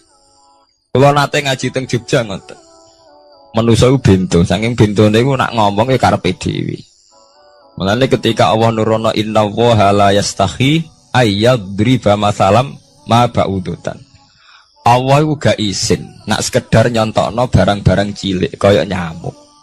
Tapi manusa saking bintune ngoten, ambek macan wedi. Usane diterkam macan mesti mati nih. Ambek buadak wedi. Usane diterkam badak ku akeh mati. Padahal sedikan rata-rata wong mati mbek kuman, barang sing cilik. Nggih mboten. Kabeh ahli medis, ahli ngerti nak wong jarang. Wong sing mati diterkam macan menawa mulai Nabi Adam sampai kiamat kena diitung kok nggih mboten. Nek nak mati mbek kuman. Rak barang cilik. Nggih mboten. Tapi manusa wedine ra mbek barang-barang gedhe. Ono macan do mlayu. Jare sapa saiki wong mati kok pitik flu burung ngono. Lha iku betapa bodohne manusa, gara-gara macan budi iso nyakar kowe wedi. Tapi nyatane macan mboten mateni. Sing mateni malah penyakit saka pitik trimo flu burung. Lha iku betapa daluman jauh lah. Dadi manusa ngomong-ngomong klira-kliru. Mok sawangane tok. Blunder-blunder. Mulane pangeran nak nyipati manusa wis dolim pintu. Maka al insanu zaluman apa? Jauh lah wis dolim napa? Pintu. Menjenak dituruti ngoten klira-kliru. Jadi ngomong-ngomong dibule klira-kliru. Paham ya? Iku saniki kok sampean ketambahan ilmu anyar sesuatu itu ana sing kaitane napa? Fira'il aini, muk sawangan. Sebagian ilmune manusa mau nurutin apa sawangane ora nganti tok ilmu hakikat. Sebab itu cara ilmu tasawuf terus ilmu dibagi telu, wonten syariat, wonten tarekat napa, wonten hakikat. Mergo nek umpama nuruti syariat tok wong ku muk sawangane tok. Ya sawangane wis salat wis sujud. Jebule atine ra melok sujud. Atine berontak ene pangeran. Artine sujud kan wong tunduk kabeh ning khairihi wa syarrihi minallah. Jebule sawangane sujud tapi grundal-grundal mbek pangeran jenenge sawangane. Mulane terus wonten ilmu hakikat ora oleh mau nglakoni syariat tok, kudu ana hakikate. Muga ora ana hakikat ya ngoten niku wau. Mau barang mau amen sawangane tok. Sawangane sedekah jebule bar gaya mbek unda-unda. Lah tapi sampean nak nganggo ilmu hakikat kan ngerti, manusa mau koyo dakon. Jadi sampean sedekah carane ikhlas ku gampang. Nemen gampang. Cara sampean nganggo ilmu hakikat ikhlas itu sesuatu yang sangat mudah. Malah kowe ora ikhlas itu sing janggal. Lho nggih kula sering ditangkliti, Gus ikhlas kok angel. Lho cara aku malah gampang ikhlas timbang ra ikhlas gampang ikhlas. Kowe anggere ikhlas angel berarti ilmu untuk syariat tok. Nah ilmu mesti hakikat, mesti ikhlas. Mboten mungkin ra ikhlas, mesti ikhlas. Misalnya ngeten nggih. Kula niku gadah dhuwit 10.000. Ya, cek duit, cek ilmu, cek derajat. Gak ada duit 10.000. Sampai kalau menurut pandangan syariat, karena duit itu hasil dagangannya jenengan, ya wae jenengan. Oleh tiang disekakno jenengan, wae jenengan. Gara-gara sampean ngerasa wae lho, nak dikekno wong ya abot. Nak sampean sedekah yang ngerasa iso ngundat ngundat. Lah awalnya sampean melihat itu secara ilmu hakikat, duit iki wae Allah. Wae Allah ya wae Allah, ora waeku, titipan. Dikekno wong ya wae Allah dolanan mau ning nggonku, saiki ning nggone ndekne kan selesai kan. Mulane jare hikam kula nu tak kenang jan hikam. Cara hikam wong ra ikhlas bentuk-bentune wong. Engko cara hikam logikane gampang. Jadi hikam motivasi ikhlas nu nganggo ilmu hakikat gampang. Ngeten redaksine. Kaifatat lubul ajra mimman huwa muhtihi ilaika. Utekem lho betakok endi? Kok njaluk opah mbek wong sing ngeki hadiah ku piye? Contohnya ngeten iki, sampean tak kei dhuwit 1 juta. Tak kei. Sampean tak kon dagang. Bareng tak kon dagang sukses badi. Bareng badi yo opah ning aku. Kan lucu to nggih, wong sing ngeki hadiah kok malah dijaluki opah. Jare hikam wong Islam iku iman, iso salat sebab taufike Allah. Iso haji sebab taufike Allah. Kita iso ibadah sebab taufike Allah. Bareng-bareng Allah ngekek taufik kok dijaluki opah. Lho nuntut opah mbek wong sing ngekek. Lha iku lucu ta ora lucu? Masuk akal ta masuk akal? Jadi sajane gampang supaya ke salat ikhlas yakin ya Allah salat kula sebab kersane jenengan. Nggih pun apa jero opah wis isin dikek hadiah salat pira-pira to. Sing mareke nuntut mergo GR ujub. Wah, aku bisa sholat. Nah, bisa sholat berak swarga lho ujub. Berarti bolak-balik. Kenapa kita ikhlas susah? Mergo awalnya ilmu mbok kawal ilmu syariat. Tak cara ke awalnya cara melihat ilmu hakikat. Ikhlas ku gampang. Nggih mboten. Lho mboten ku ya dikenan. Gampang ku di ikhlas jenengan mbek ilmune kula. Sampeyan rasakno sih. Dadi ikhlas kudu dimulai kok ilmu hakikat sih. Iku gampang. Kayak kula misalnya mulang, ya Allah jenengan negdir kula ngalim, negdir kula saged mulang. Berarti jenengan maringi kula saged ibadah. Selesai kan? Lain nuruti syariat. Wah, guru sak huruf dadi 1000 dinar. Terus gampang gremeng kan kula. Ngaji gak dihormati, nyangoni sithik ora karu-karuan. Mana gara-gara pertama mandang sing nganggo syariat, aku mulang. Berarti berhak untuk alfun apa? Dinar. Wong jare ala-ala jare mulang sak huruf ditarif pinten? 1000 dinar. Paham ya? Tapi nak pertama nganggo ilmu hakikat, aku mulang ditakdir pengiran, ditakdir di kesempatan ibadah. Ampun kok nganti nuntut, terus aku pikiran jenenge nuntut, jenenge ngundat-ngundat pun mboten apa? Kepikiran. Paham nggih? Dadi saiki dilatih carane ikhlas piye anut ilmu hakikat. Ilmu sing awale wis anut ilmu napa? Hakikat. Nek kowe ya pertama nganggo syariat, ikhlas meksa kowe.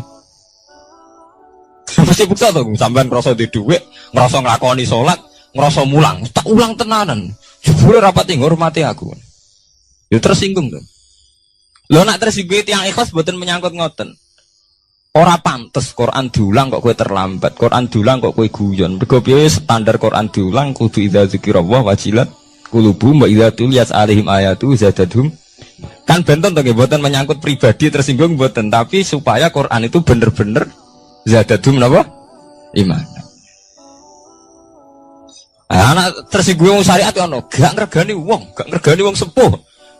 Nak sing kiai jadi gak ngergani kiai, kok bareng murid tua gak ngergani wong tua, malah nyiksa hati tuh. Tuh. Nah, sampean nganggo ilmu hakikat selesai. Ora kepikiran blas. Mulane cara sing aran hikam, sing aran ikhlas iku gampang. Sing mari angel kowe iku nganggo ilmu syariat. Sehingga kowe ngrasa ujub. Iku mau, dhuwit iki wekku. Ngalim ilmuku. Ngono masjid iki tanpa aku ora dadi masjid, sehingga gak dadi imam gremeng tenan. Lah awale nganggo ilmu hakikat, ya Allah jenengan Rahman tenan. Negdir kula saged ngamal dadi pengurus takmir, negdir kula saged dadi panitia tak. Nggak misalnya sing dadi imam wong liya, kula alhamdulillah Gusti sakniki masjid rame, cik imame kula cik mboten penting, butuh kula niku ramene masjid. Wong kula pengurus takmir maksudnya ngrameni napa? Ya, takmir zaman akhir ngerameni masalah. Jadi masjid tetap gak rame, masalahnya apa? Rame kan. Maksudnya takmir masjid itu ngerameni masjid dong, bukan ngerameni masalah apa? Masjid. Paham ya? Berarti fi ra'yil aini ing dalam pandangannya mripat. Bainahuma barzakun. Bainahuma iku tetep ing dalam antarane bahro ini. Bainahuma iku tetep ing dalam antarane bahro ini barzakhun utawi pembatas. Hajizun. Mau mun kula terangaken. Jadi hakikate antarane air tawar mbek air laut itu ada hajiz, ada faktor karakter masing-masing enggak saling terganggu. Fabi ayyi ala rabbikuma mongko kelawan dine pira-pira rahmate pangeran loro ira tukadibani gorono sira loro. Yakhruju minhumal lu'lu'u wal marjan. Yukhraju bil bina' lil maf'ul. Jadi sebagian qira'ah niku diwaos yukhraju minhuma. Bil bina' lil maf'ul wal fa'il lan fa'il berarti diwaca yakhruju minhumal lu'lu'u wal marjan. Kadang diwaca yukhraju. Ai min majmu'ihima tegese saking kumpulane bahro ini.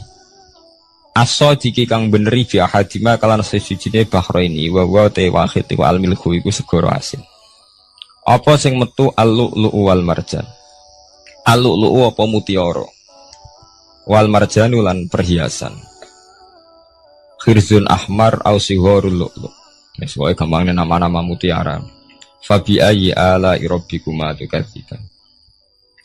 Walahul jawaril munsha'atu fil bahri kal alam.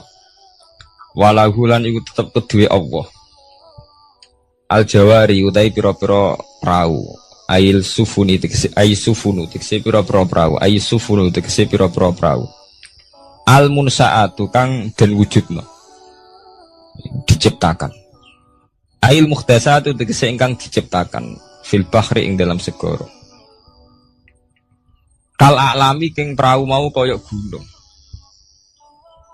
Apa meneh sakniki anggar perahu iki koyo gunung. Riyen perahu niku cek cilik-cilike pangeran nyifati koyo gunung. Saiki perahu gede-gede. Tapi gini, apa jamin selamat. Ini wow manusa kedikte mbek sawangane iku. Nak peraune gede, teknologine canggih, sawangane selamat. Nak perahu konting sawangane kecelakaan. Nah, genane Senopati kapal canggih kecelakaan si perahu kunting udah selamat malah sing nulungi. Terus kena pangeran itu surah pangeran ora kena diatur. Nah, genane wong sing ning segara ora kerem, sing tengok-tengok ning Aceh ning darat malah napa? Kerem. Nak sampean mulane wau nggih tenggene surat Isra kula duduaken. Dadi pangeran ngelingno nganggo teori kewalik, iku nganggo teori potensi musibah. Sampai ini udah dilingno afa amintum ayakhsifa bikum janibal bari ayursila alaikum khasba ayursila alaikum qasifam naru bulan baleni. Kowe kok ning bumi ngerasa aman. Setiap saat iso wae ana tsunami, setiap saat iso wae ana gempa, ana angin beliung, ana macam-macam. Jika manusia itu tidak pernah lepas ngerasa butuh berlindung ning Allah Subhanahu wa taala. Selama ini kita kan boten to nek numpak pesawat oleh ndonga entek-entekan. Mergo sawangane parak musibah. Nek ning omah sawangane aman. Paham ya? Nah, itu manusia, itu dilingno pangeran, tidak boleh begitu. Kita harus selalu duwe khauf. Because setiap hidayat kayak ngoten. Sawangannya kayak nak sergap sholat itu, koyo para pangeran bebas maksiat. Soalnya pangeran dadekno wong alim ahli ibadah kecelakaan gitu ada. Tujuannya nopo ben wong ora itimat alal amal, cara hikam wong ben ora tetanggenan be amal. Nah, cerita-cerita tentang Duratun Nasihin nak kiai bar sesuk top-tope kiai. Ning akhir hayatnya nggih selingkuh nggih mboten sejarah. Ya manusa gampang akal-akalane. Kuat cerita-cerita seorang ulama, seorang abid ibadah puluhan tahun akhirnya kecelakaan. Iku nunjukno sing penting wong ku berlindung ning Allah Subhanahu wa taala. Mulane jare sing aran hikam uang nganggo untuk makom fana. Makom fana itu makom sing wis gak iso ndelok awake. Iku cek rawan ujub. Ini wow.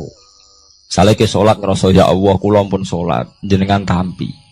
Kula pun zakat jenengan tampi. Sing mari muni kula sing mari rawan kira ikhlas. Mbok sekali-kali mulane jari hikam. Masalah utamane kita ora eling pangeran, eling khazun nafsi. Jajal elingem dimulai ke pangeran, terus ape ra ikhlas wae. Ya Allah jenengan nekdir kula saged salat. Jenengan negir kula purun zakat. Muni alhamdulillah Gusti kok saged zakat. Wis gak kepikiran kepengin dimatur nuni kepengin entuk swarga. Lah nek salam ngomong muni kula. Wis tak kei zakat jemle dhewe aku. Aku salat bolak-balik rezeki tetep seret. Wah kula iku rawan kakean nuntut. Nggih mboten. Aku ndonga-ndonga oleh Gus tetep ae tokoku bangkrut. Muni kula marai masalah. Mergo mari roh hadun nafs. Cara bahasa sing rohi sampean mari ujub muni kula mari napa? Jajal sampean pertama nyebut kok kata Allah. Alhamdulillah Gus kula diparingi Allah utawa Allah maringi kula ngeten. Maringi arto kula kathah. Ya Allah nyukani kula taufik purun zakat. Wis ora kepikiran apa udah tapi. Gimana? Mergo kebesaran Allah ini akan melumat ujube sampeyan. Paham ya? Gampang tuh saat ini apa sama ikhlas? Gampang, jadi ikhlas itu gampang. Semari angel awalnya buat bangun berbasis ilmu syariat. Artinya radu nih tuh. Kepengen ikhlas kok dibangun berbasis no syariat. Kabeh mana adu nih. Mulanya jari hikam. Kue itu mau wiridani Nabi ono nyebut aku. Mulanya darani hikam orang yang paling ngerti rahasia